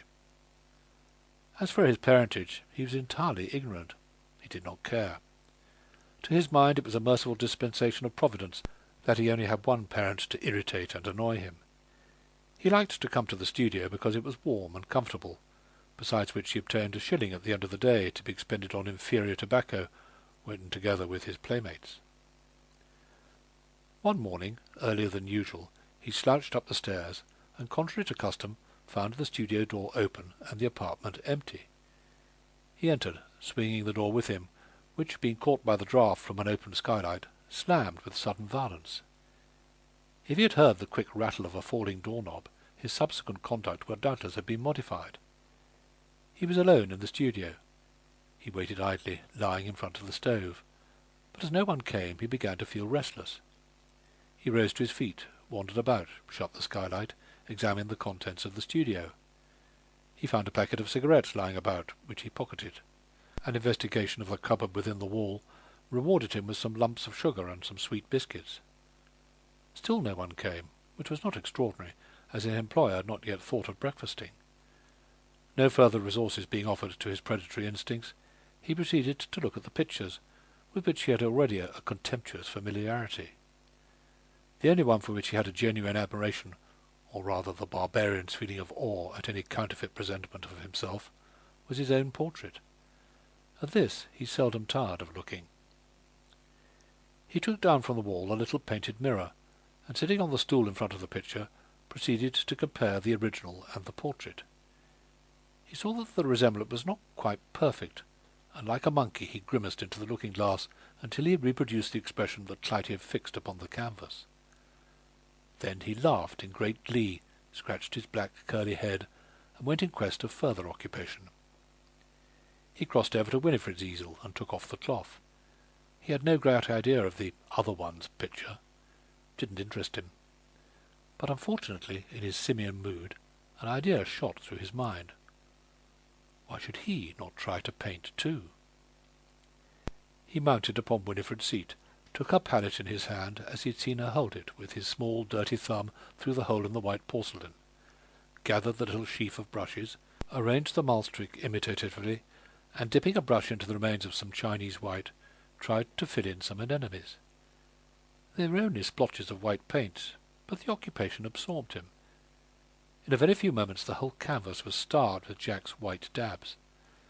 Then, growing tired of the monotony of white, the colours on the palette did not attract him, he fetched Clytie's, which was more richly prepared, and painted in strokes of crimson and yellow. The delight of colour fascinated him. He obliterated all the white, daubed the canvas over and over with heavy streaks, laughing aloud with the spirit of diabolical mischief. Then, with a fox-terrier's or a monkey's instinct of destruction, he took up the palette-knife and stabbed holes through the canvas. He contemplated his work for a moment, and then, the very human anticipation of consequences occurring to his mind, he bethought himself of flight. But to his dismay he found the door-handle had fallen off when the door had slammed, and that he was a prisoner until someone should open it from outside. He paused for a moment in the middle of the room, reflecting. Then he covered up his handiwork carefully with a cloth, scrupulously replaced the palettes and brushes, and curled himself up in his usual dog-like attitude by the stove, there to await events. After a time there came a rattle of the knob-screw being fitted into the vacant hole in the lock, which made his heart beat, and Clytie entered the room humming a song. She was surprised to find him there, and elicited a monosyllabic explanation of his presence. She was in a good humour, and talked lightly to him as she moved about the studio, changing the water of some flowers. The errand boy from the shop below came up with Winnie's anemones that had been put in a cool place overnight to keep them fresh one day longer. Clytie set them on the stand beside Winifred's easel. Jack watched her, looked at the door, measuring the distance. "Where are you going?" Clytie asked sharply, as she turned round and caught him stealing across the room. He was terribly afraid of her. Those great dark blue eyes seemed to command him. He never could meet them with his own. He relapsed doggedly into his position by the stove. Clytie touched the anemones daintily, picking some faded leaves, still humming her song. In lightness of heart she took off the cloth to look at Winnie's work, and then fell back with a cry of horror and anger. A swift glance at Jack brought her knowledge. "You little fiend!" she cried with eyes aflame, and catching the cowering, sullen urchin by the collar of shirt and jacket, she dragged him out of the studio onto the landing. Kent happened to have just gone down the stairs on his way out. The noise of the scuffle reached him in the entrance passage, and brought him up to the studio door. "What is the matter?" he asked, taking the boy from Clytie's grasp into his own. "The matter? Go inside. I must call Winnie. Winnie!" She opened the sitting-room door. Winifred ran out, holding her gloves, which she had just taken off, in her hand. "That boy, that little devil!" cried Clytie, and they both ran into the studio. Kent had just entered, and was standing before the mutilated picture, holding the boy, who in Kent's hands was struggling violently. Winifred looked at him for a moment blankly, scarcely understanding. Then the sickening truth rose to her brain, and she leaned, very white, against the wall, looking at the others. "For God's sake, take the little brute out and kill him, Mr. Kent!" Clytie broke out fiercely. "Murder him! Break every bone in his body! To have done such a thing as that, it's not human!" "I'll give him a thundering hiding," said Kent wrathfully, dragging him towards the door. But Winifred rose quickly, moved her neck, cleared her throat, and laid her hand on Kent's arm. "Don't beat him. I couldn't bear it." "Nonsense, Winnie. Sit down," cried Clytie. "Take him away, Mr. Kent, or I'll do him some mischief myself." Kent shook the urchin until his teeth chattered and his even little face grew red. Winifred still clung to his arm. "Don't. You shan't do it. He's no better than an animal. He didn't know what he was doing. Nothing you could do to him would give me back my picture. It would be simply vengeance. Oh, send him away, send him away!" And turning from Kent, she burst into tears and clung to Clytie, sobbing. "Miss Marchpane is right," said Kent slowly, and looking at Clytie. "Let the little brute go. Here you, go. If ever I see you near the place, I will give you to a policeman." Visions of a lowering blue storm cloud, ever seeming to the children of the streets ready to burst upon their heads, loomed before the little outcast's imagination. He shivered, shrunk away from Kent's relaxed grasp, darted a keen, swift look of malignity at Clytie, and disappeared like a flash through the open door. Clytie held Winifred protectingly with one arm, soothing her, mingling words of comfort with outbursts of self-reproach and unrighteous indignation. As Jack slipped away, she made an impulsive movement forward, but Winifred restrained her. "How dare you let him go?" she exclaimed, turning her anger upon Kent. "If it had not been for you, I would have given him a lesson he'd have remembered all his life. To do a work of devilry like that and not be punished! I'll set the police upon him." "No, no," murmured Winifred. "I will. What are reformatories for? Go and call a policeman, Mr. Kent. It's the least you can do." "I shall leave him alone," replied Kent. "It would not do him any good, and it would not do Miss Marchpane any good. He'll never come here again, and I should advise you not to introduce any more of his sort into your studio. When a child of the flesh and the devil gets hold of a thing of the spiritual suffers." "I do not wish to be lectured," said Clytie sternly. "I'm sorry if I have offended you, Miss Davenant," replied Kent. "I have the sincerest sympathy with Miss Marchpane for her loss, and I would do anything in the world to help her or you. And so, good morning." Kent worked hard that day at the museum. He was troubled over the morning's occurrence. He was conscious that he had acted rightly in acquiescing in Winifred's counsel of mercy, but he had a vague, inarticulate regret that he had not pleased Clytie. He resolutely set himself to forget everything in his work, and finished earlier than usual. On his way out, he met his friend Wither in the great hall. "I've come to carry you off to the club to dine, and there to reason with you," said the small, gnome-like man. "They are spring-cleaning at home, and the place reeks of freshness and innocence. Green and Fairfax like it. They say it's healthy. I prefer the accumulated and mellowed deposit of winter. It's as bad as washing a meerschaum. Anyhow, it's got to get coloured a bit, and until it does, I clear out, and you are coming to clear with me." "Very well," replied Kent. "I will waste part of an evening upon you, to prevent you wasting it yourself more sinfully.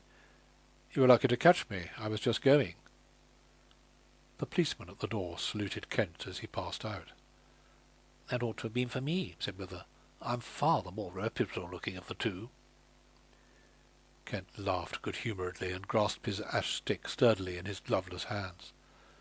The contrast between the dandified elegance of Wither's dress and his own careless, loose attire appealed to his sense of the humorous. "I'll walk a few yards behind you, if you like," he said, repeating a familiar and time-honoured jest between them. They walked down the great flight of steps and across the courtyard, where the pigeons were fluttering joyfully in the afternoon sunshine. When they had arrived at the railings, whose gilt spear-points caught the sun, Wither turned and looked for a moment at the frowning mass of the edifice. "This always suggests the brain of London, immeasurable in this ugly pole over Bloomsbury, with its watery eyes and dejected face, that seems to be perpetually meditating on death and influenza. I'm going to work up the idea one of these days and turn it into copy." "Certainly does not look promising in the crude state," observed Kent by way of encouragement. They walked along Oxford Street and down Shaftesbury Avenue. Here, while passing in front of a photographer's window, their eyes were caught by a group of complacent people of both sexes, with superior smiles and inferior clothes, as Wither said, described by a legend printed on the mount as the Parnassus House Mutual Improvement Society. Wither entered the shop and purchased a copy, as a monument of the stupendous fatuity of man. In the comfortable smoking room of the Junior Cosmopolitan, St. James's Square, Wither held the photograph out on his knees before him and discoursed upon it. "Look at them," he said, half hidden in the great armchair. "Dear old Philistia! When is the Almighty going to redeem his promise and triumph over it? Mutual improvement. On the principle of Mark Twain's islanders, who eked out a precarious livelihood by taking in each other's washing. This pathetic kind of person belongs to home reading societies. Do you know what they are? I was staying with the Browns last summer, asked the youngest to come and play tennis. She replied with awful solemnity that she was going to read her half-hour. I was impressed. Good girl, I said, and pictured her to myself conducting her devotional exercises over St. Thomas a Kempis or St. Augustine's Confessions in the sanctity of her maiden chamber. Next day I found her reading the report of an agricultural commission for the year 1831. Asked her what the deuce she was reading that for. She replied she was reading her half-hour, with the only solid book she could find downstairs. Novels and poetry and magazines were tabooed. Asked her whether she thought George Meredith or Dante flippant. She could not exactly say, but they were not solid. God help us! "You are as bad as my friend Miss Davenant," said Kent, laughing. "She was always railing at Philistia. You might lend me the photograph to show her. It would amuse her. Perhaps it might teach her something." Wither gave him the photograph, but after a short pause Kent returned it. "I'll take it some other time. I don't quite know at present how we are going to stand to one another. We had a bit of a scene this morning." Wither raised his eyebrows and turned his head lazily, looking at Kent. "You interest me, friend John. Is Saul also among the prophets? Expound." Kent roughly sketched the morning's episode in the studio. "So you see there's something in the nature of a split," he added. "Jean will come round all right," said Wither, "if she cares about you. If she doesn't, she's not worth caring about. Never you mind. There's nothing does women so much good as a little wholesome neglect. Crede experta. As for the matter in question, of course, you were wrong. You should have thrashed the little devil's life out. But with a woman, having right or wrong on her side has nothing to do with it." "That may be true in the case of the woman you like to philander with, Teddy, but Clytie Davenant's different." "Bah, my dear boy, they're all the same, every one of them." "You have never met one of them whom you could treat in the ordinary straightforward way, make a friend of as if she were a man." "No, old chap, nor do I want to. If you've got to treat a woman as if she were a man, what's the devil's the good of her being a woman?" "You are talking for the sake of talking, Teddy," said Kent with some earnestness. "You know it's all nonsense. Women generally are foolish enough, God knows, but the sole end of their being is not to be fooled about with in flirtations and love-makings and such sickening nonsense. When one does come across a girl with an intelligence above the ordinary and instincts above bazaars and the river, one likes her, and is exceedingly sorry to have any row with her." "Ah, me," murmured the little man, examining his trim fingernails with intent brow. "Whether we count the languor and lilies of virtue, or the roses and raptures of vice, it doesn't matter. The trail of the petticoat's over us all. Come and have 100 up before dinner." Kent did not carry home the ridiculous portrait, and Wither, to avoid the trouble of taking with him the awkwardly sized parcel that would not fit into his pocket, very characteristically posted it to himself. As Kent passed Clytie's door, he noticed that it was ajar and that the room was dark. Evidently she had gone out. If she had retired early to bed, she would have shut the door, as her bedroom opened into the sitting-room. He felt a certain sense of loss. He did not know why, for even if the little streak of light beneath the door had announced her presence within, he certainly would not have sought admittance. He went upstairs more slowly than usual, thinking of her and of the morning's scene. By the dim gas on his landing he perceived an unframed picture leaning, face hidden, against his door, and on the ground a letter. This was addressed to him in the bold, rounded handwriting which he recognized as Clytie's. He opened it and read, "You were right. I'm sorry. Keep the picture as a token. C. D." Kent turned the canvas round. It was the exhibition picture of Jack. He took it in with him and placed it on his dresser table. It formed a strange contrast to the calm-faced Woolmer Cavalier that was hanging above. A strange contrast, too, with its colour, its modernity, its realism, to the cold classicism of the pale, pure relics of the past that lined the walls. Troubled by the discord, he turned its face to the wall, but immediately ashamed of the impulse and calling himself a fool, he turned it out again. Then, after lighting his reading lamp and turning out the gas, he sat down at the writing space on his dresser table. The room door was open. The house was perfectly still, save for the occasional creak of the stairs and banisters near the attics. From the street outside, far beneath, came the faint, ghost-like rumble of passing vehicles. Kent had never realized what absolute silence reigned at night in that quiet household. A cuckoo clock in the bedroom below struck with a suddenness and clearness that startled him. It was only 12 o'clock. Clytie would be back soon if she had gone out to spend the evening with friends or at a theatre. He proceeded with some mechanical work, docketing papers, his ear expectant of the sudden drag of a hansom at the street door. Several times he was deceived and went out on the landing to listen for the sounds announcing Clytie's arrival. Then he resumed his occupation. Perhaps she was indoors and asleep all the time, he thought, but the open door surely betokened her absence. He persuaded himself into this belief, desiring intensely to see her. The immediate fulfilment of Wither's prognostications troubled him. Had it not been for his friend's bantering remarks, he would have judged Clytie's frank confession by the touchstone of his own simplicity, and found it natural, prompted by no other motives than kindliness and common sense. But what if it proceeded from the fundamental silliness of woman that he himself pitied and Wither professed to hold in contempt?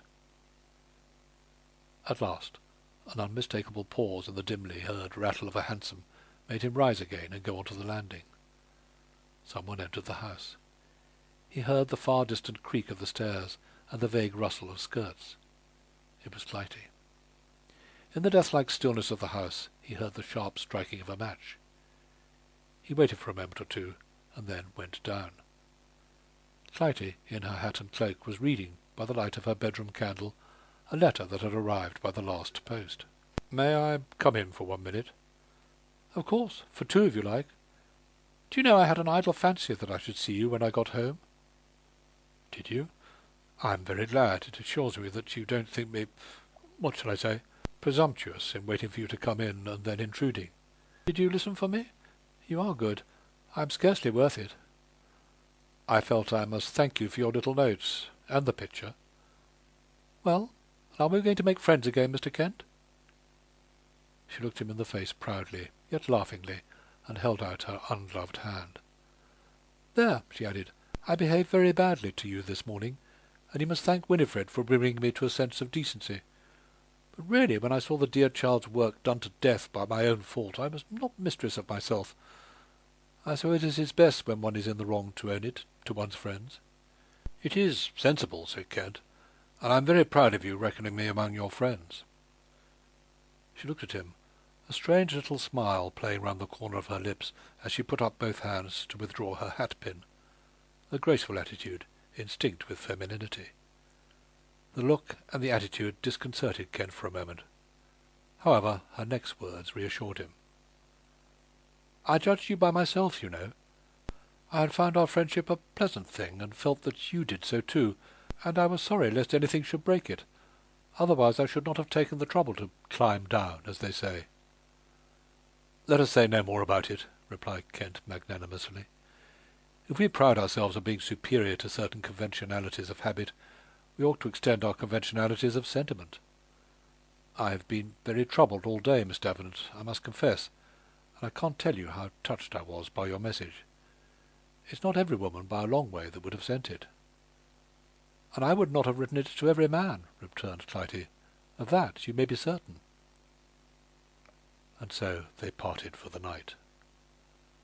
Thus the breach between them was quite covered over, and their relations strengthened by a newer impression of mutual dependence, a more active sense of comradeship. They laughed frankly at the great conventionalities, and went about together to theatres, concerts, picture shows. Kent accompanied her to Mrs. Farquharson's Sunday evenings, where he found a ready welcome from the artistic and literary circle, to whom his father had been well known. Mrs. Farquharson called them Orestia and Pylades, by this time recognizing their companionship as a social fact. They always went back together, generally for a great part of the way on foot, when the weather grew warm and the nights were dry and clear. On the weekday evenings, when Clytie was at home, Kent would bring down his work and his reference books to Clytie's room, and write there, while she drew or read or busied herself with odds and ends of needlework. It had all the outward seeming of friendship, nothing more. For hours they would sit together without exchanging a word, a real test. But Clytie grew interested in the progress of Kent's work, gradually obtained a clear idea of its scope and proportion, and could speak intimately to him concerning it, although its matter was as incomprehensible to her as to any other non-specialist. It gave the girl, too, a sense of rest and strength to see him sitting there, patiently, serenely working. She began to have doubts as to the completeness of her own scheme of life, its worthiness, satisfaction. Hitherto the sense of independence, freedom, accumulating knowledge of that which foreshadows had filled her girlish heart with unrest, had almost satisfied her. Now she began to look beyond. With her young being as yet untouched by passion, she did not realize the fullness that love must bring into life. She vaguely speculated upon it, faint, elusive gleams of perception passing rapidly through her into the darkness. But that was all. The secret of life, she thought, could only be wrested from the tangle of the labyrinth by single-minded endeavour, sacrifice, devotion. Was not Kent right when he accused her of making her art a stepping-stone instead of an end? Kent, manlike, and honester, too, than most men, was unconscious of this self-abasement. Since the day of that fierce struggle with herself which had resulted in her sending him the missives of submission, he had vaguely felt that she was dependent on him for many things, but he had helped her, in his frank, unquestioning way, feeling pleased, warmed by the flame of a newly kindled spark of vanity. He preached to her his simple doctrine. Work while work pleases you. Love it for its own sake. Set a great end before you, but the attaining it is the delight, not the ultimate attainment. If you think of nothing but the end, the reaching it is all feverish unrest and toil. She listened, rebelled, submitted, without loss of her proud fearlessness. Yes, it was common sense, she agreed. No one can be humiliated by giving in to common sense and acting in accordance with it. Kent persuaded her to finish the picture of Jack. It is the best thing you have done. There is more work in it, real work. It will not take long to finish. Then send it for exhibition. He appealed to Winifred, who added her soft note of encouragement. The picture was painted. Kent sternly refused to keep it as his possession. There was a heated argument. He valued her gift and her friendship. He valued her fame and life interest more. He would not refuse a replica. In the end she acquiesced. The picture was accepted by the hanging committee of the exhibition, made a stir, was sold for £120. Clytie was launched. Chapter 8. The summer came.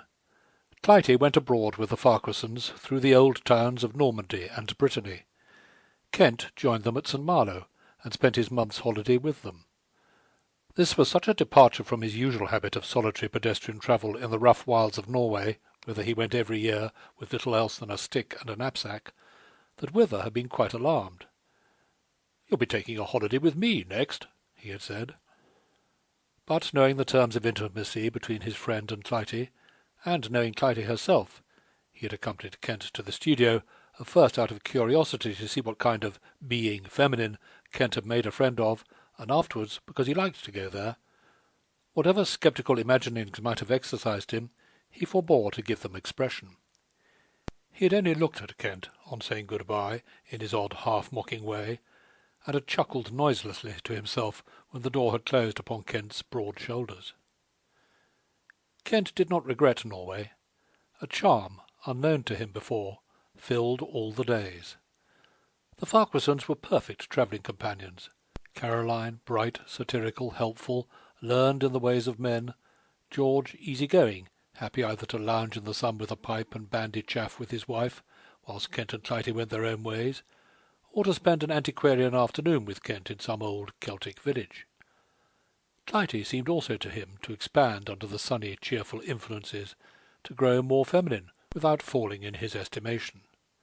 No, he did not regret Norway. He had formulated an intention of abandoning it permanently and substituting Brittany as his habitual tramping ground. From the first morning, when his boat steamed slowly through the narrow St. Malo docks, and he saw Clytie waiting there to meet him, he felt friendly towards it.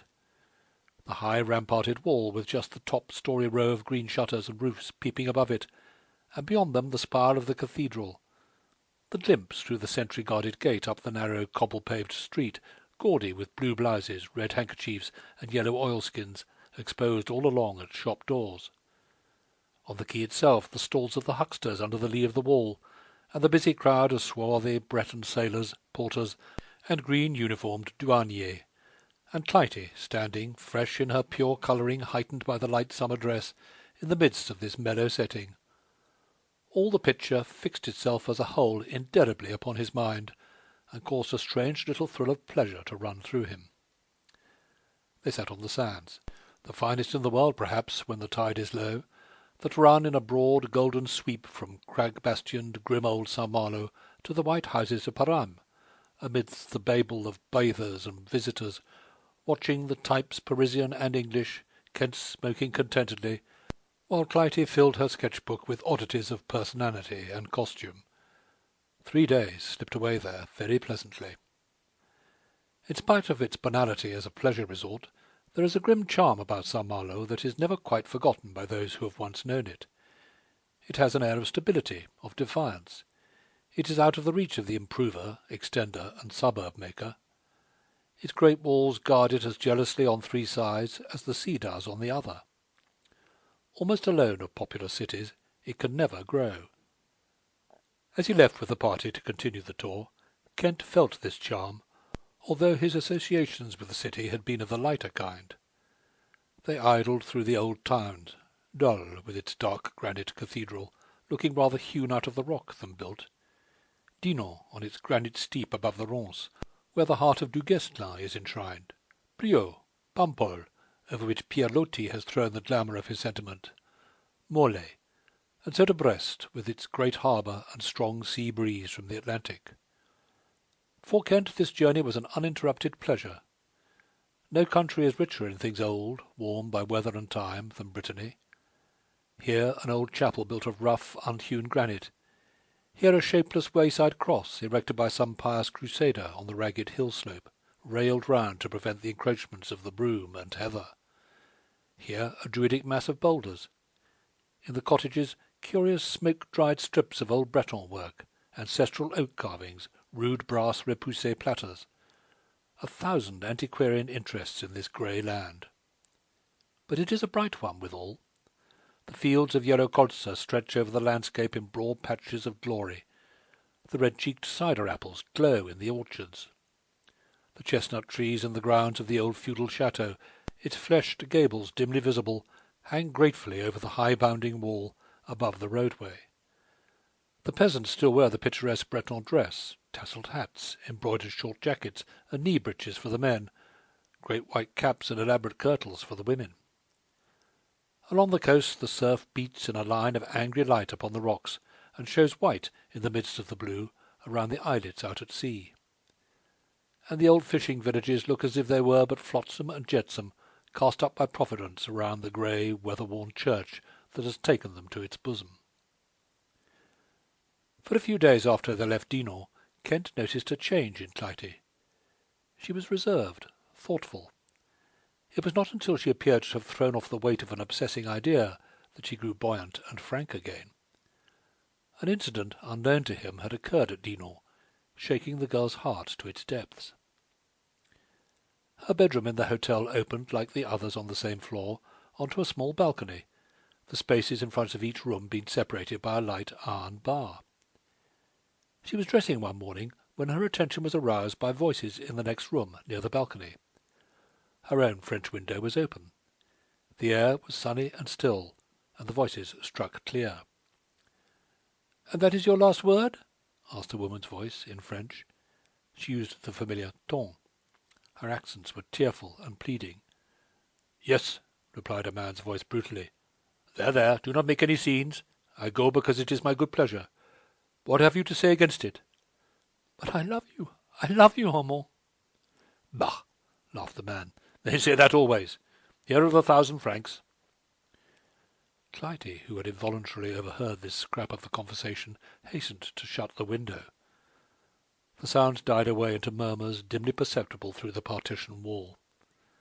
Then she heard the room door slam violently, and a heavy step tramp down the passage.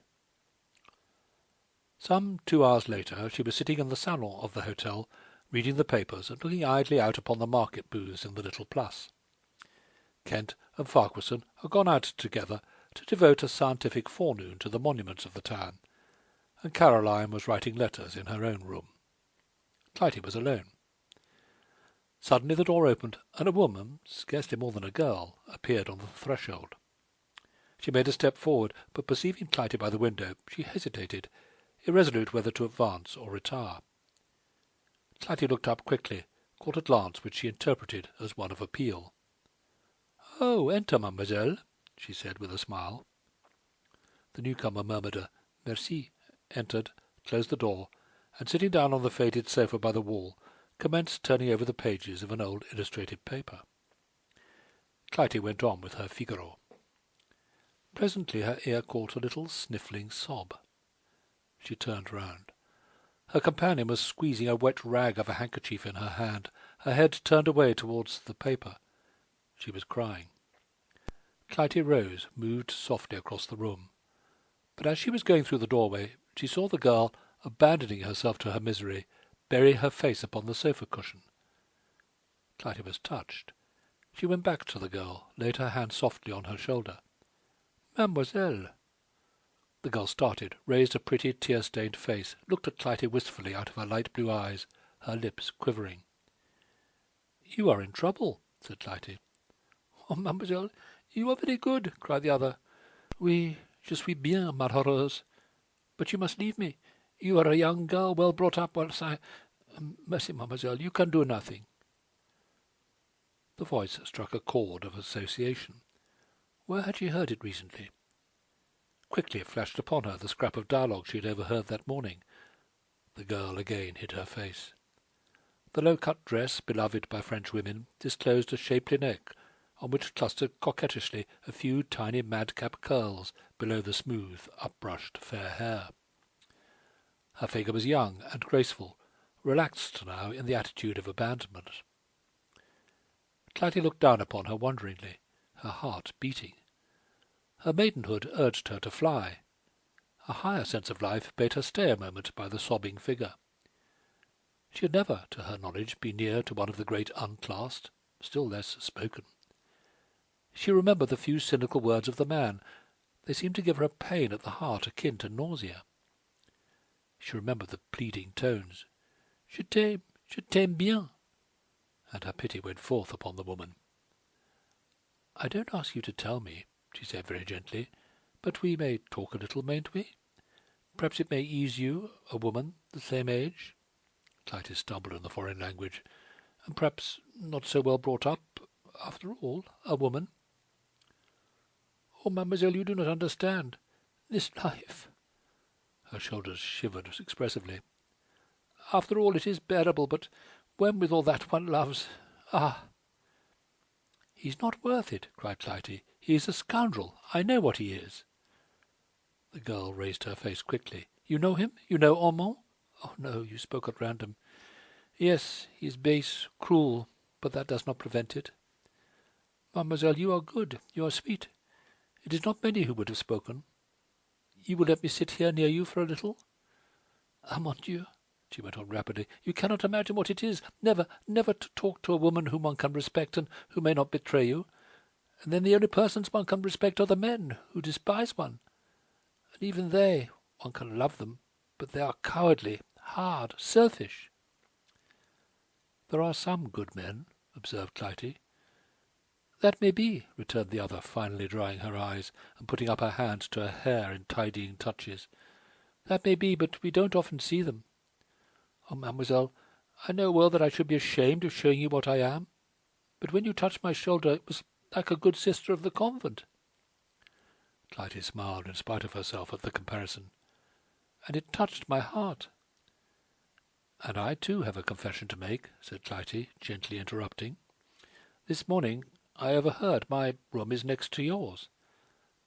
"Ah, it was you who shut the window." "Yes. So I know, mademoiselle, at least I can judge. And are you quite alone now?" The girl shrugged her shoulders. "What would you have? He has gone, and I must go too. One does not amuse oneself here alone." "And where are you going?" "To Paris. In the middle of summer. It is not gay. Everyone will know qu'il vient planter là.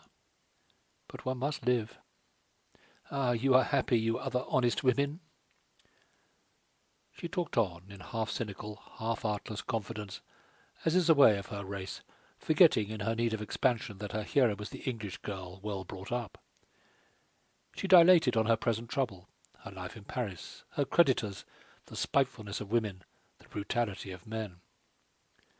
Clytie listened with mingled feelings of horror and pity. She was so young, this girl, so fresh for all the soil of Paris, and yet taking from use the whole horror of her life as a matter of course, realizing it only in rare emotional moments. Here was a rejecter of formulas, of a race that has thrown off convention ever since Rahab harboured the spies. Too fragile, delicate she looked for this social warfare. Whither was she tending? Clytie had a supreme, lurid moment of introspection. Only 2 or 3 such come in a lifetime. At last the girl rose from the sofa in a quick French way. "Forgive me, mademoiselle, for talking like this. I had forgotten. You see well that you could not have helped me otherwise than you have done by sitting by my side. I must not encroach upon your time. Adieu, mademoiselle, and thank you. Oh, 1,000 times thanks. I shall not forget you." She was going. Clytie rose and went towards her face a little flushed, but kindness in her eyes. "You will shake hands à la l'anglaise?" she said. The girl looked her quickly in the face, and then impulsively seized the proffered hand in both hers and kissed it twice, rapidly. Then she ran from the room. Clytie went back to her seat by the window and looked out upon the market sellers. But she did not see much, as tears stood in her eyes and rolled down her cheeks. She did not tell Mrs. Farquharson of this incident, but kept it in her heart as a secret and strange revelation of life, something precious, mysterious, awful. During her drive with the others in the afternoon she was strangely silent. Kent rallied her on her depression in his bluff, kind-hearted manner. She smiled absently, complained of a headache, then shivered with a wave of recollection. For days the spectre haunted her, sometimes looking at her through the light blue eyes of the girl, and sometimes taking a dual form, in which the coarse drudge features of the mother of Jack, the model, were dimly visible. And a question hummed in her ears. Was this the aspect of life that men kept so jealously hidden from women? But Clytie was young and vigorous, with fresh, bright blood leaping in her veins. The thrill of the salt breeze and the whole-hearted laughter of her friends soon prevented these imaginings from becoming morbid, and gradually the first sharp impression dulled more or less down to the level of her other experiences of things. She gave herself up again to the freedom and gaiety of the trip, to the unfeigned delight of Kent, who had been beginning to wonder whether, for unknown reasons, some coolness had arisen between them. He forbore to allude to the subject until the night when they were all returning together from Saint-Malo to Southampton. He had found her a sheltered corner of the upper deck, rigged up a screen of rugs, comfortably established her in a canvas chair with many wraps. Most of the passengers had gone below. They were almost alone. The voices of two men in an opposite corner came vaguely out of the darkness. All was still, save for the continuous rattle and wash, which at sea forms a strange kind of silence in itself. "Aren't you sorry it is over?" asked Clytie from the dimness of her wraps. "We did nothing very wonderful, but it has been very pleasant, a thing to look back upon."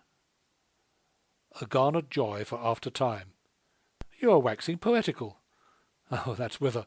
He was poetical in his youth. You would hardly think it of him. I have always thought that line rather pretty.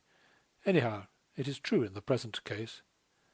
"And we haven't quarrelled," said Clytie, "in spite of the maxim, if you want to lose a friend, travel with him. But I don't think I could quarrel with you. You wrap yourself round with such imperturbable superiority." "The metaphor is mixed, but proceed," interrupted Kent. "Well, it's not worth while playing to such a bad house."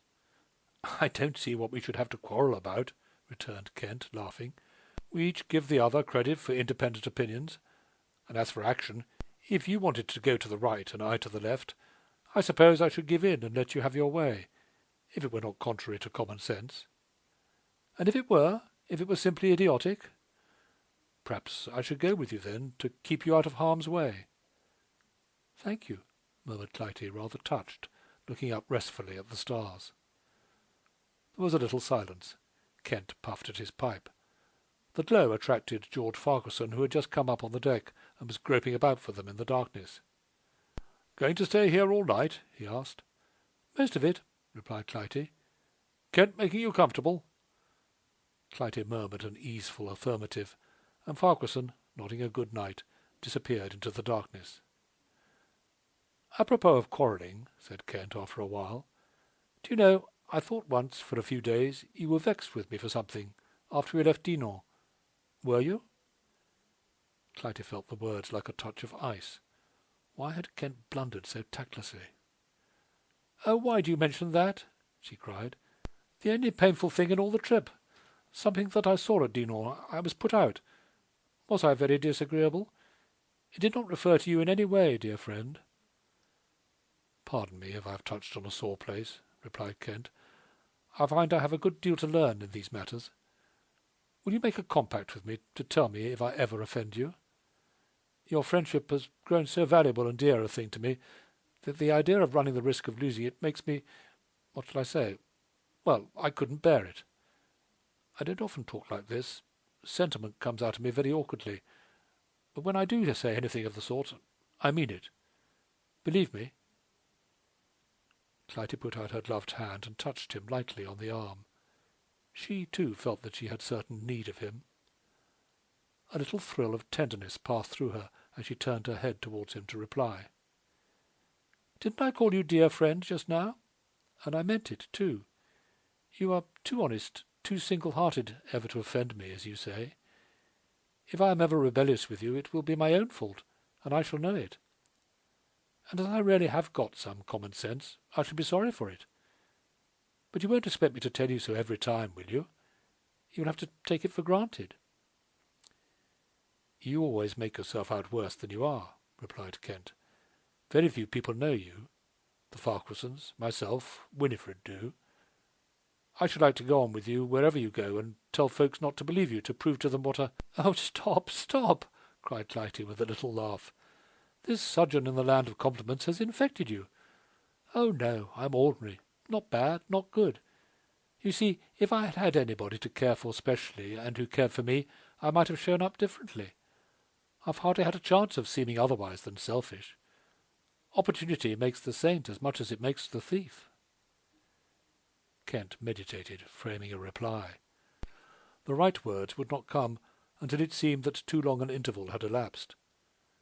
There was another silence, one of those pleasant ones between friends when they feel in sympathy. Clytie at last broke it. "Would you have had such a conversation as this with a man friend?" "No, at least, well, no." "Why?" "Oh, nothing. The idea occurred to me," replied Clytie. Chapter 9. The long autumn months rolled on, bringing little new to Clytie or to Kent. Clytie continued to paint her small genre pictures, but with a more certain touch, a restraint which a deeper insight into life compelled. They did not satisfy her now, however, as they used to. She had more articulate longings after an art which should be higher, more comprehensive, more responsive to certain subtler and at the same time more stirring impulses within her. "I want to paint something that may live," she said to Kent, "something I can throw my whole soul into, something I can look at when it is finished and say, 'There, that is final, that expresses consummately everything I have ever felt and dreamed.'" "If you can ever say that, you will cease to be an artist," he replied in his matter-of-fact way. "Perhaps so, but I must try. And the subject? The subject?" "Wait," said Kent. "If it ever comes, it will do so of itself." Clytie waited, but the subject did not come. Meanwhile she had her hands full with orders, both for pictures and for magazine illustrations. Her life was full, as far as work could make it. Winifred came regularly to the studio as usual, cheering her with sweet companionship.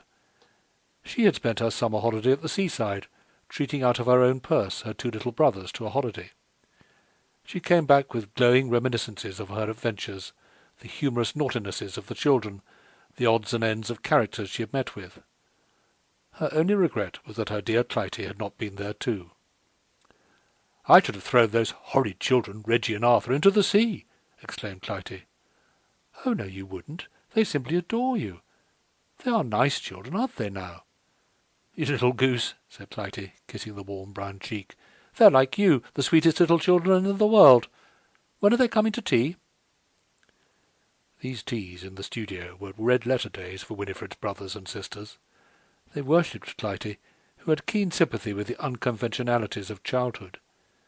She made grotesque caricatures of them, at which they screamed with laughter, or sat on the hearthrug with them and talked the nonsense that bright children love.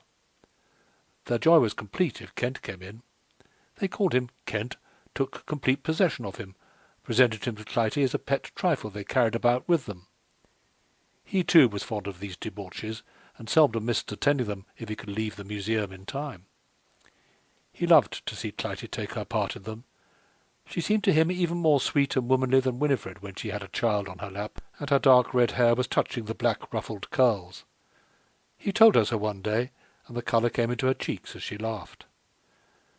Another occasional visitor in the studio was Treherne, the young clergyman whom Clytie had met at the Farquharsons' numismatic dinner-party. Kent and herself had run across him at a Bond Street gallery where some paintings by the impressionists Degas and Monet were on view. He was looking ill and overworked. He replied to their inquiries that he had been forced to give up his North London parish and take lighter duties near Victoria. As he lived in her neighbourhood, he hoped that Clytie would allow him to call one day and see her pictures. Jack, at the exhibition, had aroused his admiration. Clytie readily gave him her day when Miss Marchpane and herself were at home to their friends, and hoped he would come. He called, found a certain charm in the bright talk of the studio, exhilarating after the dull rounds among his parishioners, and soon became a constant visitor. Perhaps the charm of a pair of soft brown eyes attracted him more than he thought of confessing. Towards the end of the year, however, he bought, through a dealer, 2 of Winifred's dainty pictures. The days shortened, the painting light grew less and less, and the time came for Clytie to pay her Christmas visit to Durdleham. She had not been there for a year, and her heart longed at times for the familiar faces and the voices of her own kith and kin. She thought that perhaps now she had grown older, her father and sisters would think her mode of life less unnatural, less likely to result in moral shipwreck. The letters, too, she had been receiving from them lately were kinder, more affectionate in tone. Mrs. Blather longed to have her dear Clytie back amongst them once more, and Janet wrote touchingly of the vacant chair at the dinner-table. Clytie anticipated much quiet pleasure from her visit. The need of an attitude of rebellion was past, and she could throw herself lovingly, with no fear of compromising her independence, into all the mild interests of the household. There were times when a tenderer, softer chord vibrated in her heart, suggesting sadly the sweetness of home and loved family ties. She was human, with the foolish human craving for things that are not.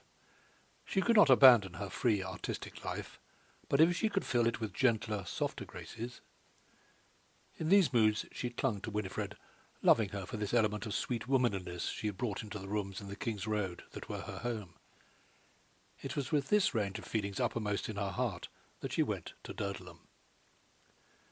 For the first few days after Clytie's departure, Kent laboured honestly and doggedly in his old way.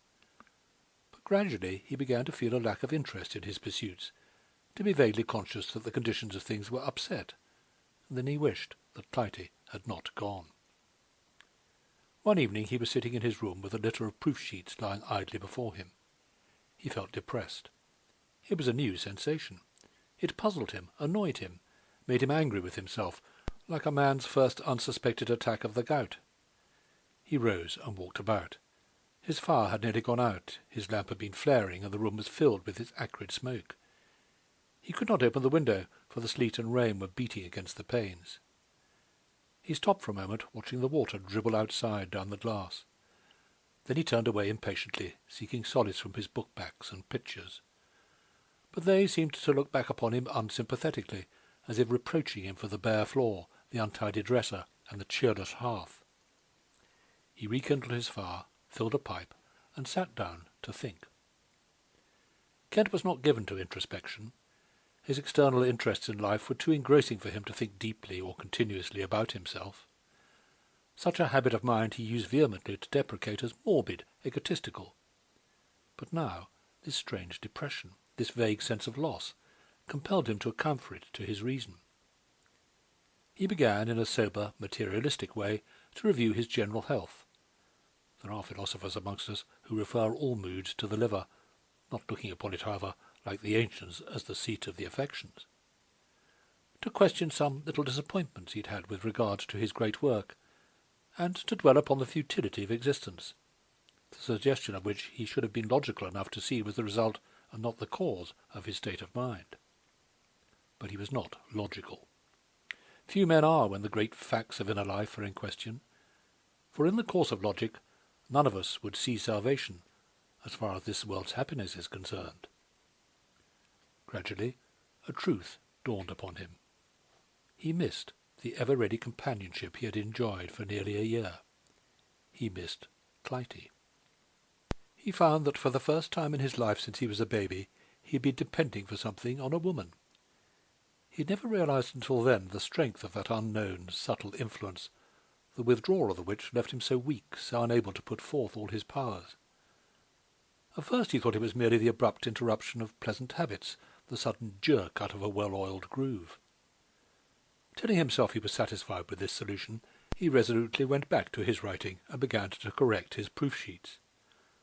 But gradually his attention wandered again.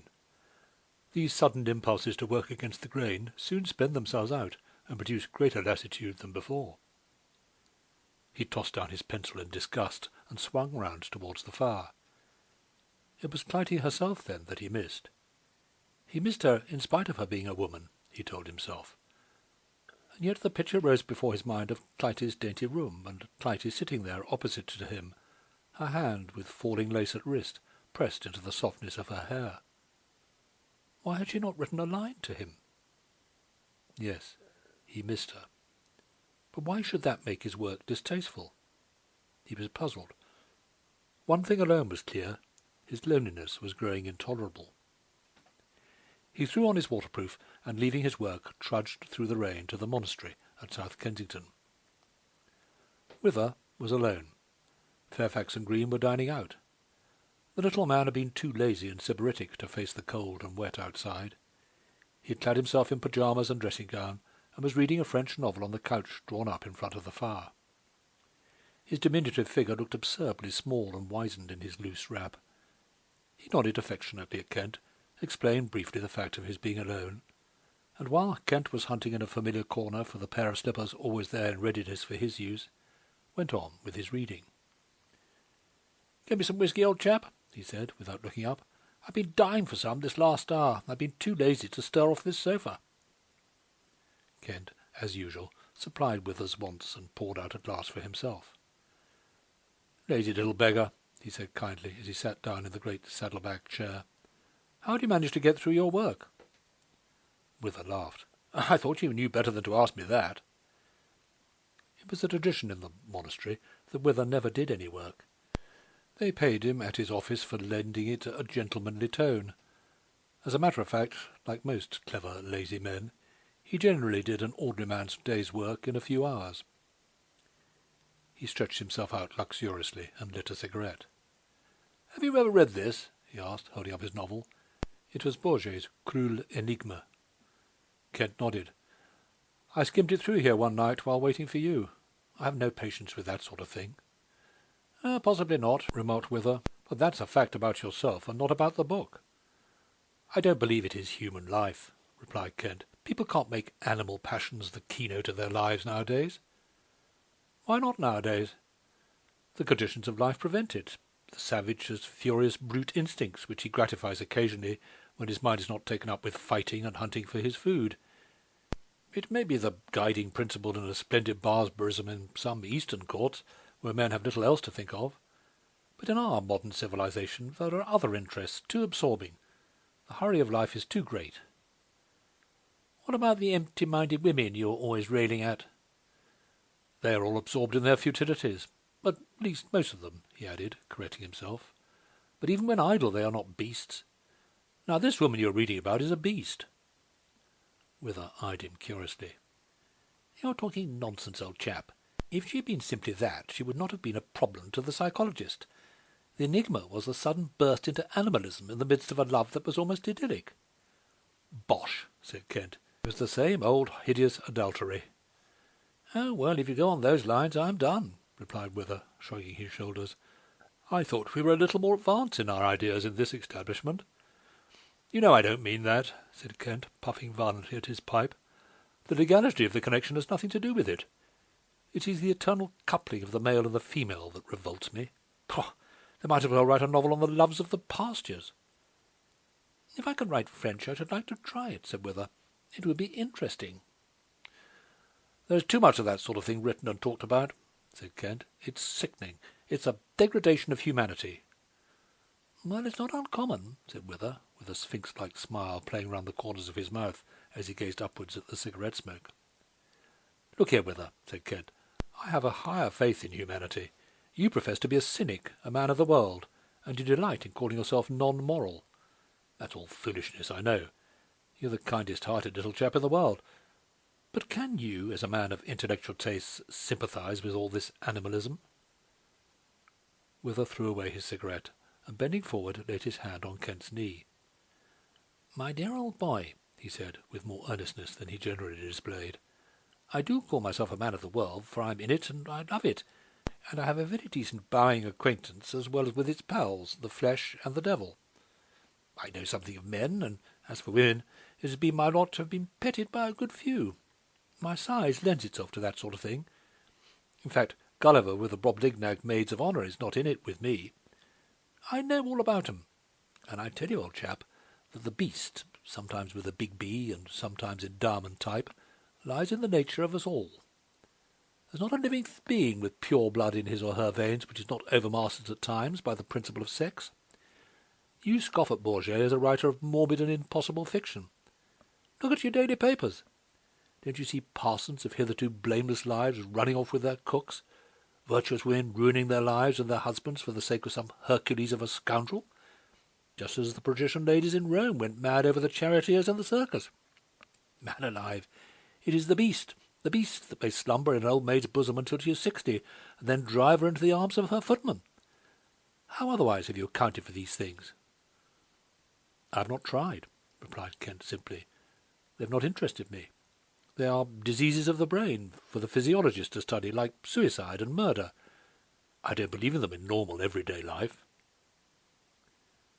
There was a long pause, broken only by Wither's request that Kent should put some coals on the fire, and the rattling of the operation. Wither resumed his reading, and Kent pulled at his pipe in silence. At last the former looked up and said suddenly, "Why do you think people marry?"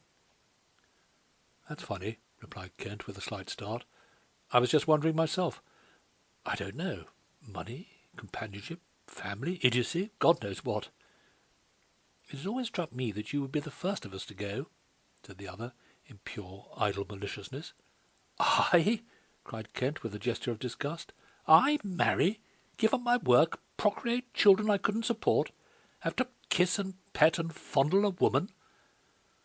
Well, you need not do that unless you like, replied Wither, laughing in his gnome-like way. Oh, she might expect it, but you would be soon consoled by the blessedness of pure spirituality.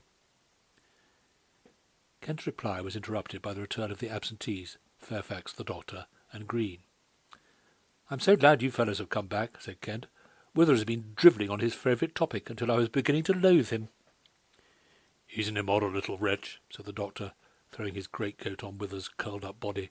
"A pocket Mephistopheles. We keep him here as a kind of familiar. Oh, what rot dining out is," he added, with a yawn and a stretch as he seated his burly form on the foot of the couch. "I wish I'd stayed at home." "I wish you had," said Kent. "Let us just have one rubber before I go. There's time." But Kent walked home that night with a new trouble at his heart that kept him awake a great part of the night. Meanwhile, Clytie was not enjoying herself at Durdleham. At first there were eager embraces, trifling tendernesses, and solicitudes. The dear prodigal had returned, but the fatted calf was killed discreetly, lest it should convey a husk-flavoured reproach. Grace and Janet bubbled over with light Durdleham gossip, seeking to interest, and Clytie earnestly and sympathetically sought to be in touch with her surroundings. It was a real heartfelt effort on both sides towards harmony, but it soon became patent that these efforts were unavailing. Clytie saw the old prejudices barring her at every turn. She recognized with a bitterness of disillusionment that she was the bit of grit in the family machinery, stopping the smoothness of its working. As long as she identified herself with Durdleham interests, things went well. But as soon as she in her turn ventured to sketch the bright incidents in her town life, she felt a check in the current of mutual sympathy. If she was reserved, her sisters complained. They ought to know something of her friends, her occupations. When she was expansive, they shrank cold and crab-like into their mail of prejudice. Her intimacy with a strange bohemian man was a thorn in the side of the family. Mr. Davenant considered it extremely injudicious, and Mrs. Blather whispered to him that she scarcely thought it moral. Janet was too horrified to allude directly to the circumstance, but in her neat, prim bedchamber she prayed to the Almighty to lead her erring sister out of the paths of temptation. She duly informed Clytie of this act of piety, and when Clytie burst into laughter that was nearer to tears than to merriment, left the room in virtuous indignation. Clytie could not help confessing to herself that she longed for Kent's companionship, with its broader sympathies and inspiring influences, but the view the household took of it pained her with a sense of aching discomfort, and made her feel a strange diffidence in writing to him as she had promised. She at last addressed him a short little note, stiff and constrained, which reached him the morning after his conversation with Wither, and did not help to cheer him. Too proud to wait for an opportunity of posting this letter herself, she placed it on the hall slab together with the rest of the outgoing correspondence of the family. Although 100 letters might have lain there for post without any one of them attracting Mrs. Blather's attention, she was too pure-minded a gentlewoman for idle curiosity to be one of her failings. It was too good an opportunity for the imps who seem sometimes to regulate human affairs to let slip, and as a matter of course Mrs. Blather's eye fell upon the address. "So you're keeping up a violent correspondence with that man?" she remarked acidly to Clytie. It is the way of some women to exaggerate. Clytie bit her lip, checking an impulsive answer. What was the use of a retort? Women of broad, liberal education, with interests beyond the nursery, still-room, and the afternoon tea-table, are known to live together like men in comparative harmony. They have learned the lesson the higher, broader life teaches of rising or declining instinctively to another being's plane of thought or feeling. It is hardly a fault of sex that women are petty, spiteful, and intolerant. When the conditions of life are narrow and illiberal, any human being, man or woman, runs the risk of being shaped by them. And that is why Mrs. Blather and Janet, good, upright women according to their lights, subordinated their affection to their principles, and stood away shocked from their sister. Their traditional ideals of femininity had been sinned against. The crime was all but unpardonable. It was always present with them, always assuming fresh, distorted shapes. They were on a different plane from Clytie, and viewed all her actions in a false perspective. Clytie was hurt, wounded in her womanly pride. She knew that there was much clay in her composition, and often felt with chastening self-abasement how much nearer the angel's Winifred was than herself. Yet she was accustomed to live in an atmosphere free from reproach. Winifred, Kent, the Farquharsons, and others of her friends might touch with light tender finger on here and there an imperfection in her character or conduct. For this she was grateful, knowing the deeper feelings of esteem and respect that prompted. But to move in a circle where she was looked upon as a black sheep, as a girl on the path to unutterable abysses, galled her to the quick, sent the hot blood mounting in stinging waves to her cheek, leaving the heart cold.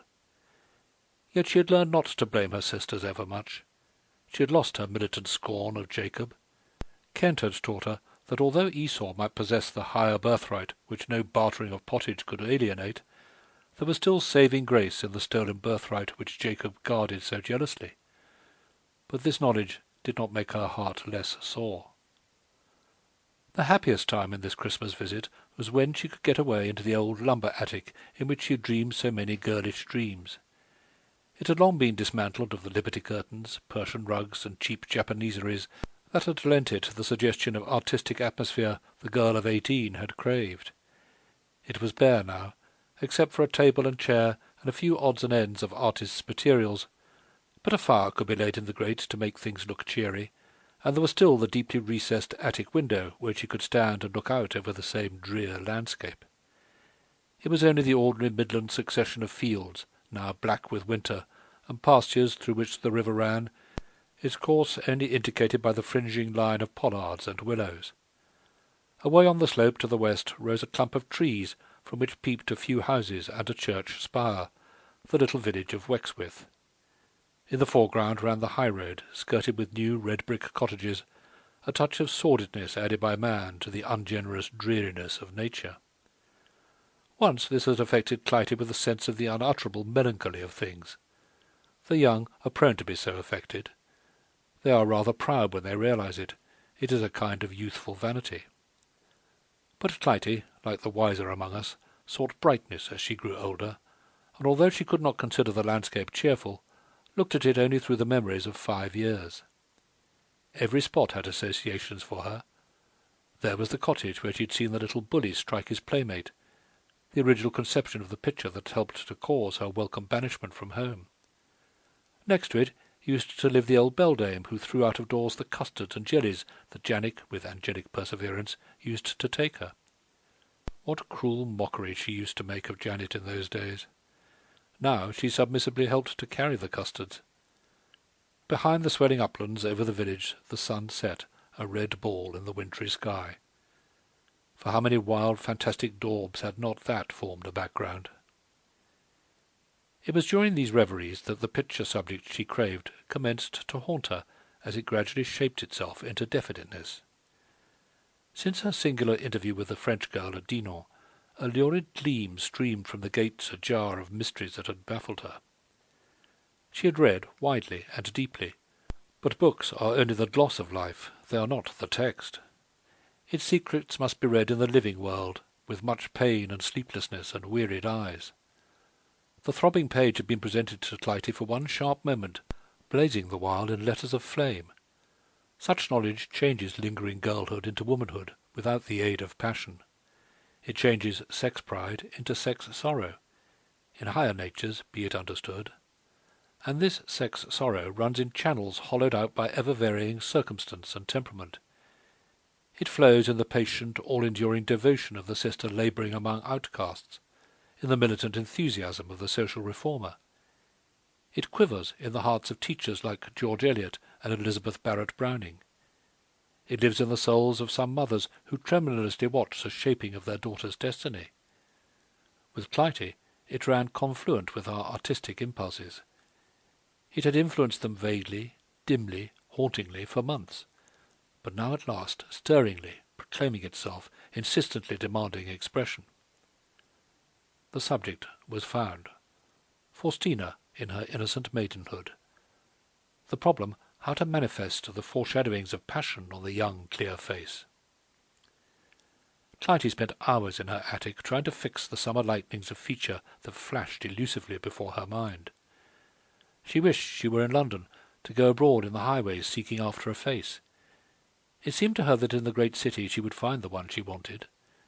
In the park, at the theatre, perhaps among the subdued black rows of women, lines of suppressed volcanic workings, in some great shop. But in Durdleham, volcanoes were extinct, or regulated by formula to erupt with mild propriety. She began to feel the frenzied weariness of helplessness. If only she could talk to someone, to Kent. One day Mrs. Blather came into the attic. Clytie was dreaming before incoherent charcoal streaks. The fire had burned low, and the draught of the opening door made her shiver. "Why, Clytie, child, you are blue with cold," said her sister, wrapping her grey woollen shawl more tightly round her thin shoulders. "Why do you mope up here?" "I'm not moping, Gracie," replied Clytie. "I'm only working, conceiving a picture, that's all." "Oh, but you oughtn't to do any work. Have you not come down for a holiday? What's the good of burning the candle at both ends? Come down to the drawing-room and talk to the Howardsons. They are inquiring after you." "But I am such a mess," laughed Clytie, showing her blackened fingertips. "Well, come down and tidy yourself in my room. There is a fire, and you can warm yourself for a few minutes." Clytie followed her sister down the stairs to the latter's bedroom, where a cheerful fire warmed the cold, clean chintz of the hangings. Mrs. Blather sat down by the hearth, while Clytie washed her hands and touched her hair. "Why don't you tell us more of your work, Clytie?" she said propitiatingly. "Here you are, being criticised in the newspapers quite like a famous person, and we at home know nothing of it." "Why, Gracie, I thought it did not interest you much." "We would take an interest if you would only let us. But you see, I paint such queer pictures. I don't think they are your style, and then pictures are not portable like books. If I wrote poetry, you could be deluged with presentation copies, but even we ourselves lose all the results of our work when the picture is sold." "Of course, but you must write and talk more. And with regards to the queer pictures, don't you think if you made us your confidant, the pictures might be a little less queer? You see, Clytie, you are young, and it is your nature to run into extremes. If you were just a little bit restrained by older folks, would you not get what you are so fond of talking about, truth, in your work?" Clytie was somewhat puzzled at Mrs. Blather's conciliatory tone. Was this an effort towards a better understanding, or was it a disguised lecture? She finished her hasty toilet and went and stood by the fire near her sister, her foot on the fender. "Thank you very much, Gracie," she said, "but would you always understand? Perhaps," she added, smiling, after a pause, "you would want to restrain too much, and where would the picture be?" "Well, why not try? What is the picture to be about that you are working at now?" The blood rushed to Clytie's cheeks, which, bent down, caught the added glow of the fire, a contrast with her rich colour to the clear, waxen, negative face of her sister. She broke suddenly into a nervous laugh. "Even from the beginning I couldn't discuss it with you, Gracie. It's only a girl's face. I can't tell you anything more about it." "Well, that's what I complain of," said Mrs. Blather with growing acidity. "You keep your own sisters in ignorance of your life, and confide everything to this Mr. Kent, who is nothing to you." "How do you know I have told Mr. Kent about this picture?" "I was not referring to this one, though by your manner I see you have." "Well, yes, I have," said Clytie, because he has the artistic temperament, and he can seize an idea. In fact, why are you saying this to me, Gracie?" "Because you are not going the right way, Clytie, and it is my duty as your elder sister, who has looked after you since you were so high, to make a last effort to bring you within some restraining influences. We don't like your intimacy with Mr. Kent. It is not what we have been taught to think right.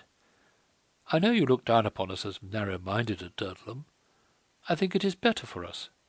We are shut in, perhaps, between high walls, but the high walls keep us safe." They were silent for a few moments. Then Clytie said, "Gracie, don't you think this subject has been enough discussed? It is wasting words and spoiling good intentions. Suppose we go down to the Howardsons." Chapter 10. One day, about this time, Kent was walking home from the museum.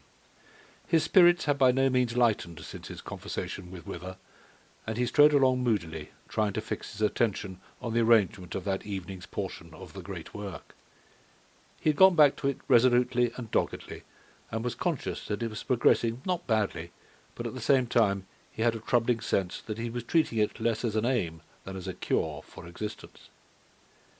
Fairfax, the doctor, told him he was overdoing himself, that the strain of double work was telling, advised total idleness, and if possible a change of air. Kent gave the prescription a trial, and went down to the Isle of Wight for a week-end, where he tramped himself utterly tired during the day, and bored himself exquisitely during the evening. Then he came back rather worse than when he went. No, he was suffering from change, and not from the want of it. London was in a pitiable condition. It had snowed, then thawed into slush, and now a hard black frost had set in, rendering the roadways like glass. Already during his walk home Kent had seen 4 horses down. On the first 2 occasions he had lent a helping hand. After that it began to grow monotonous, and he hurried past the accidents, anxious to get home out of the sullen, iron-bound streets. At the corner of Sloane Square and the King's Road he saw a familiar girlish figure coming towards him. It was Winifred, her dark cheeks glowing with the exercise of walking, but he noticed a look of trouble in her eyes. "I'm so glad to have met you, Mr. Kent," she said. "I want to speak to you. Can you walk a little way with me?" "Of course, as long as you like. What's the matter? You're not yourself." "No, I've been upset, so upset. You would hardly think it. Come, and I will tell you." They crossed the road and went on down Lower Sloane Street. "It's about Jack. Jack, the model, you remember. He's been run over. Oh, it's horrible." "And you are going to him?" asked Kent, noticing for the first time a little basket hanging over her arm. "Give me that," he added, taking the basket, which she out of habit surrendered to him. "And these are jellies and what not for him?" "Yes. Will you come with me and see him? See what can be done for him, rather. His mother is so harsh, so stupid." "How did you come to hear of the accident?" Winifred's cheek paled a little, and she turned her head from him. "I saw it myself. Oh, I shall never, never forget it. Just outside Sloane Square station. I was coming home yesterday. The ground was just as slippery as it is now. Oh, how can I tell you? It makes me shudder to think of it." "Take your time," said Kent good-naturedly. She was silent for a few steps. Then, nerving herself, she went on with more coherence. "He was just in front of me when I came out, and as he saw me he ran away, frightened, like a little scared animal. You know his ways. And crossing the road, not looking where he was going, he turned his head round, as if to see I was not following him, and then he slipped, under the hoofs of a horse in a hansom, and the driver tried to pull up sharp, and the horse came down too, on top of Jack." "Good God!" said Kent. "The crowd at once collected.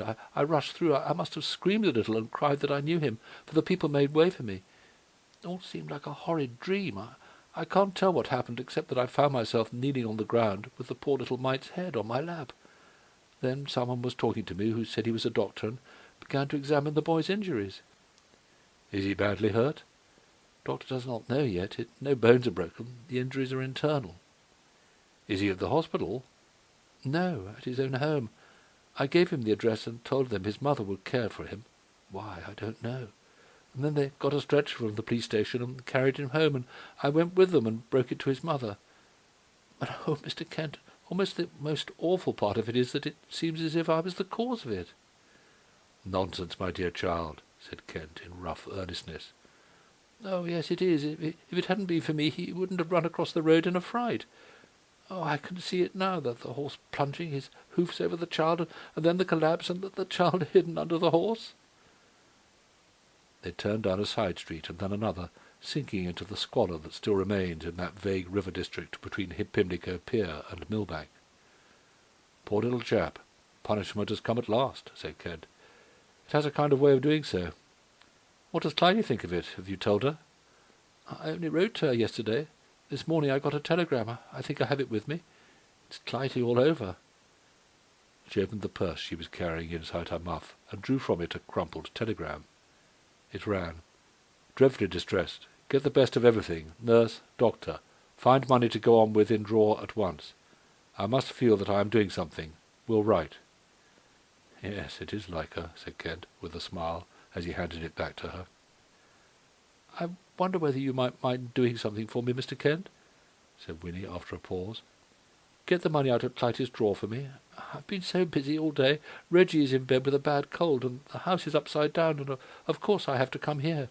You see, I must use the money, or else Clytie will be hurt. It seems to me to be a matter of conscience." "Or a matter of Clytie's telling you," said Kent. "Well, perhaps it is that. One always does what Clytie says. So do you, Mr. Kent. Anyway, I would like to have the money for the sake of obeying her wishes. Could you get it for me?"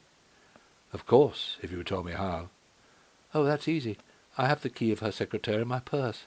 She keeps her cash box there. You can let me have it as it is, will you?" "Of course. I'll bring it round tonight." The early winter twilight had fallen, and scared, shivering indoors the brood of unwashed children that possessed these grey, sordid streets. Here and there women stood at the doors, their hands folded in their aprons, with the little ones clinging to their skirts, chaffering with a costermonger, or exchanging shrill confidences with a neighbour. Most of the front parlours on the ground floor were lightless, with drawn blinds. Here and there a public-house beer-can gleamed white upon the railing spikes. Workmen lurched heavily along, now and then followed by shawled, bare-armed wives, vituperative. For it was Saturday afternoon, when the business-like wife looks after her husband. Here and there from a suddenly opened doorway came the smell of many weeks' cooking. The poorer classes despise fresh air in their rooms, perhaps because they get it for nothing. Winifred stopped with Kent at a dark-fronted, dingy house, the facsimile of the 40 other houses in the dingy row, and of the 40 opposite across the narrow roadway. A little girl answered her knock.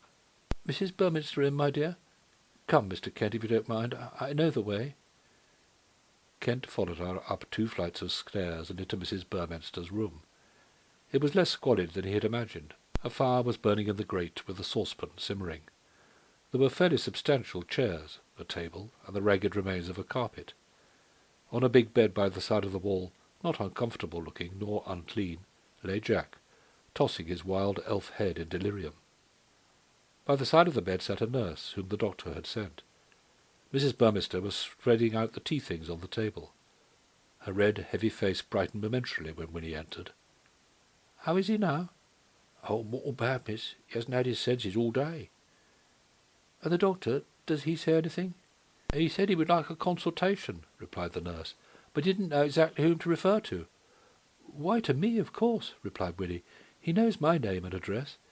If you see him before I do, say I authorise him to do anything he thinks right. We're willing to... that is, he need not be hindered by questions of expense." Winnie turned to Mrs. Burminster with the basket which she had taken from Kent's hand. The mother thanked her, almost monosyllabically. She was too dull for emotions of any kind. Kent watched her with interest, for Clytie had often spoken of her, hinting at her own puzzle. There was a lull in Jack's ravings as Winifred and Kent stood over the bed, looking at him. The expression of sullen ferocity had gone from his face, which now seemed refined and gentle. He smiled at Winifred, not recognizing her, murmured something incoherent about arithmetic. His mind had wandered back to his earlier school days. He'd been fond of a teacher there, his mother explained. Her name was Miss Jones. She wished he was fond of anybody now. He was a sore trial to her. The floodgates of dull speech were opened, and a slow stream of joyless anecdote poured forth, a Jeremiad of Jack's iniquities. Winnie stopped her gently. "We must not think of that now, Mrs. Burminster," she said. "We have to get him round again, and then we will see whether we can make a good boy of him for you." "Oh, you won't do that. He's too much like his father." They stayed a little longer, talking. Then they went, as Winifred had to be back among her own family responsibilities. "By the way," said Kent, as they were walking homewards, "this must be Treherne's parish. In fact, I'm sure of it. Has it not struck you?" "No, it never occurred to me." "Well, he ought to know. I'll send him a line. He knows all about this sort of thing." He walked with her as far as the door of her own house. There she gave him the key of Clytie's secrétaire. Mrs. Gherkins kept the room key. He left her and turned homewards, striding along rather fast, eager to execute Clytie's commission. He was filled with a foolish pleasure at her impulsive telegram, touched also at Winifred's implicit obedience and confidence. "She's a queen among women." The silly phrase passed through his mind, and he caught himself repeating it with his lips, half aloud. "Bosh," he added with some impatience, and he stopped to look in at a shop window to divert his mind. It was a boot shop. He ran his eye mechanically over the rows of commonplace cheap boots, and then it fell upon a little pair of tan shoes with broad silk laces. Before he realized how his mind was working, a picture rose before him of Clytie wearing a similar pair during the summer trip abroad. He remembered bending down one day when a knot had slipped and retying it for her. "I'm becoming a positive ass," he said to himself, with an angry jerk away from the window. Then he redoubled his pace as if in defiance, but the silly phrase rang in his ears. "She's a queen among women." He obtained the key from Mrs. Gherkins and entered the tenantless room. The blinds were down, the curtains undrawn. It was just dark. He lit the piano candles and looked about him. How dreary the room seemed. The fireless grate, the coverless table, the cloth had been thriftily put away by Mrs. Gherkins. The absence of the feminine litter with which Clytie was wont to strew the room, all made his heart sink for a moment beneath the weight of a great longing. He remembered, too, the room by that dim light on the evening of Clytie's submission. He saw her again lift her arms to unpin her hat from behind, the proud young figure standing out free as she looked at him, half playfully, half seriously, her ripe, full lips parted in a smile. His breath came quickly as a flood of self-knowledge swept over him.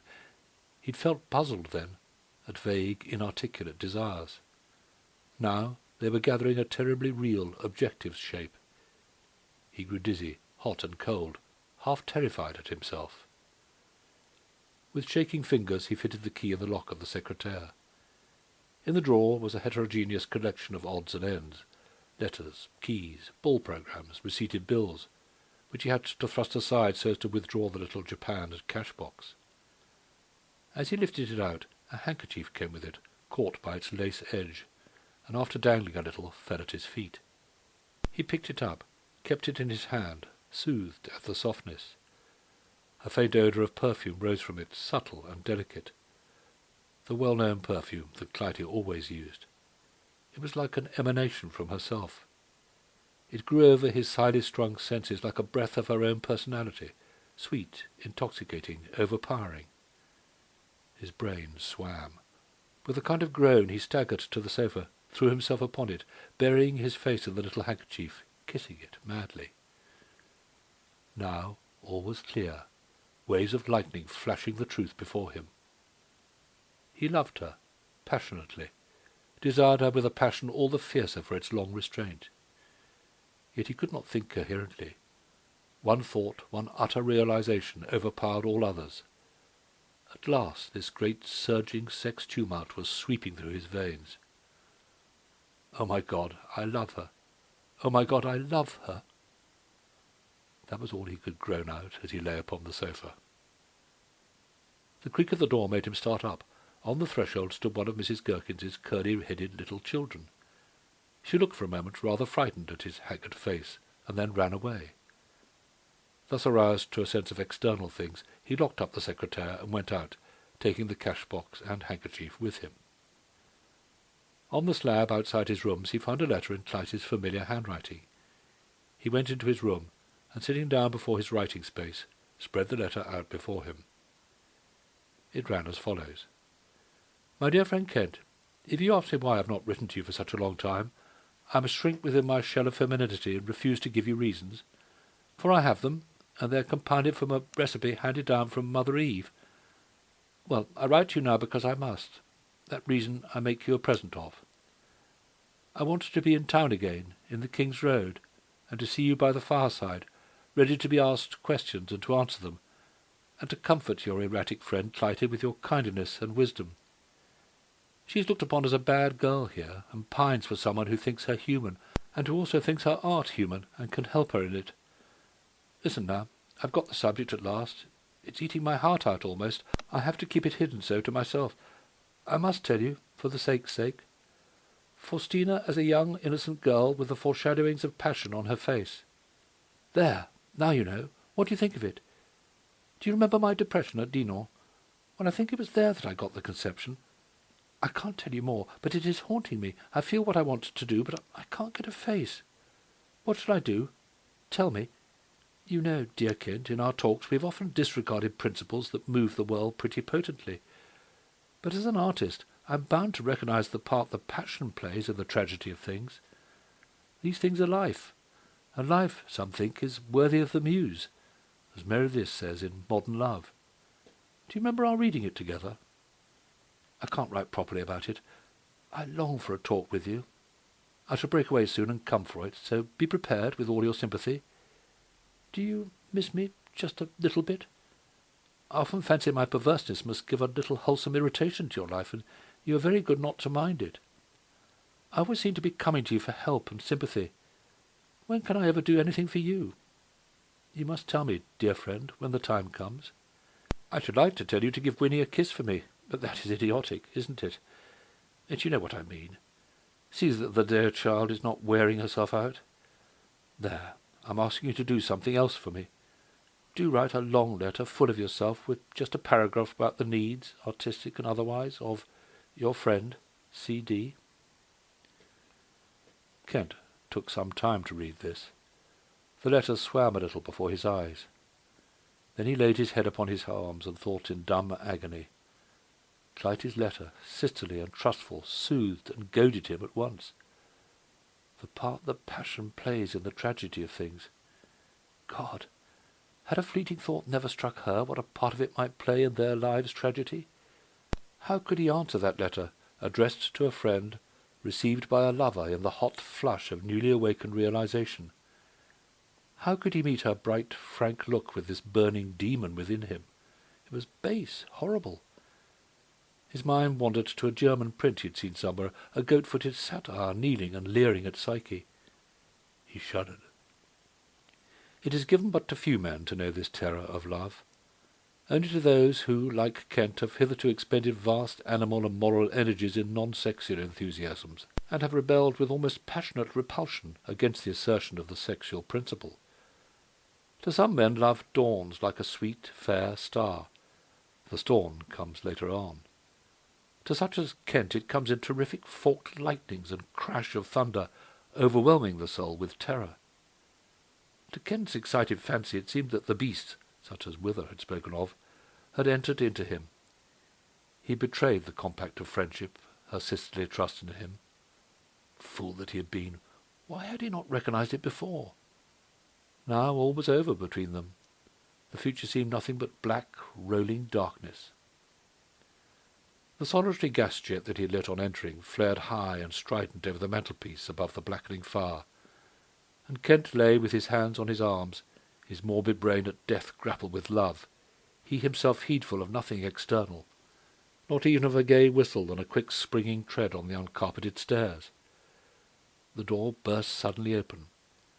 "Come out, you fusty old hermit!" Then Wither entered. Kent raised a drawn, rather ghastly face and stared at him stupidly. "My dear old chap, in the name of heaven, what's the matter?" cried Wither, putting down his hat and stick and coming towards him. "Oh, nothing," said Kent, who pulled himself together with an effort, rose, and broke into a forced laugh. Wither looked at him steadily while he slowly drew off his gloves. "That's nonsense," he said quietly.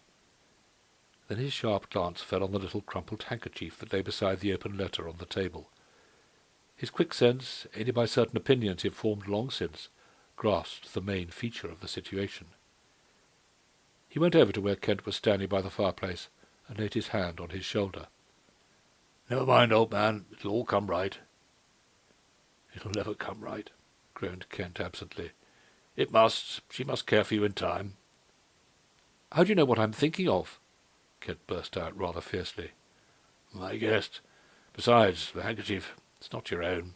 Yours are a little more businesslike." "Oh, well," said Kent, a little huskily, and throwing his head back with a gesture of impatience. "I can't hide it. What would be the good? I found out that she is a friend no longer, that what she was saying the other night is true, and I feel a brute. My God, what a brute I feel!"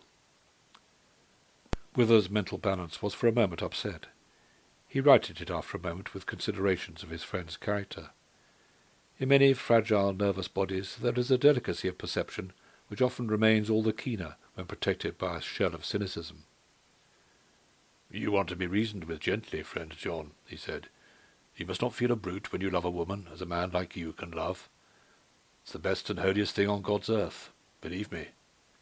"But, Teddy, she's so frank, so trustful, so proud of our friendship. It could never be the same again. If I should tell her, she would hate me." "You can bet your life she wouldn't," murmured Wither. "She would go out of my life in indignation, and she would be right," Kent went on. "She would scorn me for the feelings that I know now I have had all along for her. No, it's all over, all over. I can't meet her again. I think I shall go mad. I shall throw up everything and go away." "You dear, foolish old chap," said Wither. "Can't you see that very little would make her in love with you, if she is not so already? Why should you two not get married?" "I marry?" gasped Kent, as if struck by a new idea. "I ask Clytie Davenant, with her beauty and intellect and genius, to come and share this? Clytie Davenant marry me? Why, the idea is ludicrous, preposterous." "If I were she, I should not think so," said Wither affectionately. Kent shook his head gloomily and kicked the smouldering coal into a fitful blaze. "No, till she shows me understandably, which can be never, that she cares for me in that way, I would sooner bite my tongue out than tell her." "Until she asks you to marry her, in fact. John Kent, you are 2 years older than I am, and 3 times as big. But verily you are a little child. And if you weren't," he added impulsively, with a soft glitter in his elfin eyes, "you would not be the lovable old chap that you are. Good-bye." Oh, stay a little, Teddy," cried Kent. "I'm not much company, but I—" "Come round with me and have some dinner, then," interrupted Wither. "It will occupy your body, if not your mind. And it will be better for you than the bottled beer and sardines which you usually feast upon. I shall be quite alone, and you can do some work for me." "All right," replied Kent dejectedly. "It doesn't matter what I do." Wither turned his face to the fire while Kent prepared to go out. When he turned round, Kent was holding the cash-box in his hand. The handkerchief and letter were gone from the table, and Wither smiled inwardly. He had himself disposed of many such trifles in a similar way. Men are very much alike in several matters.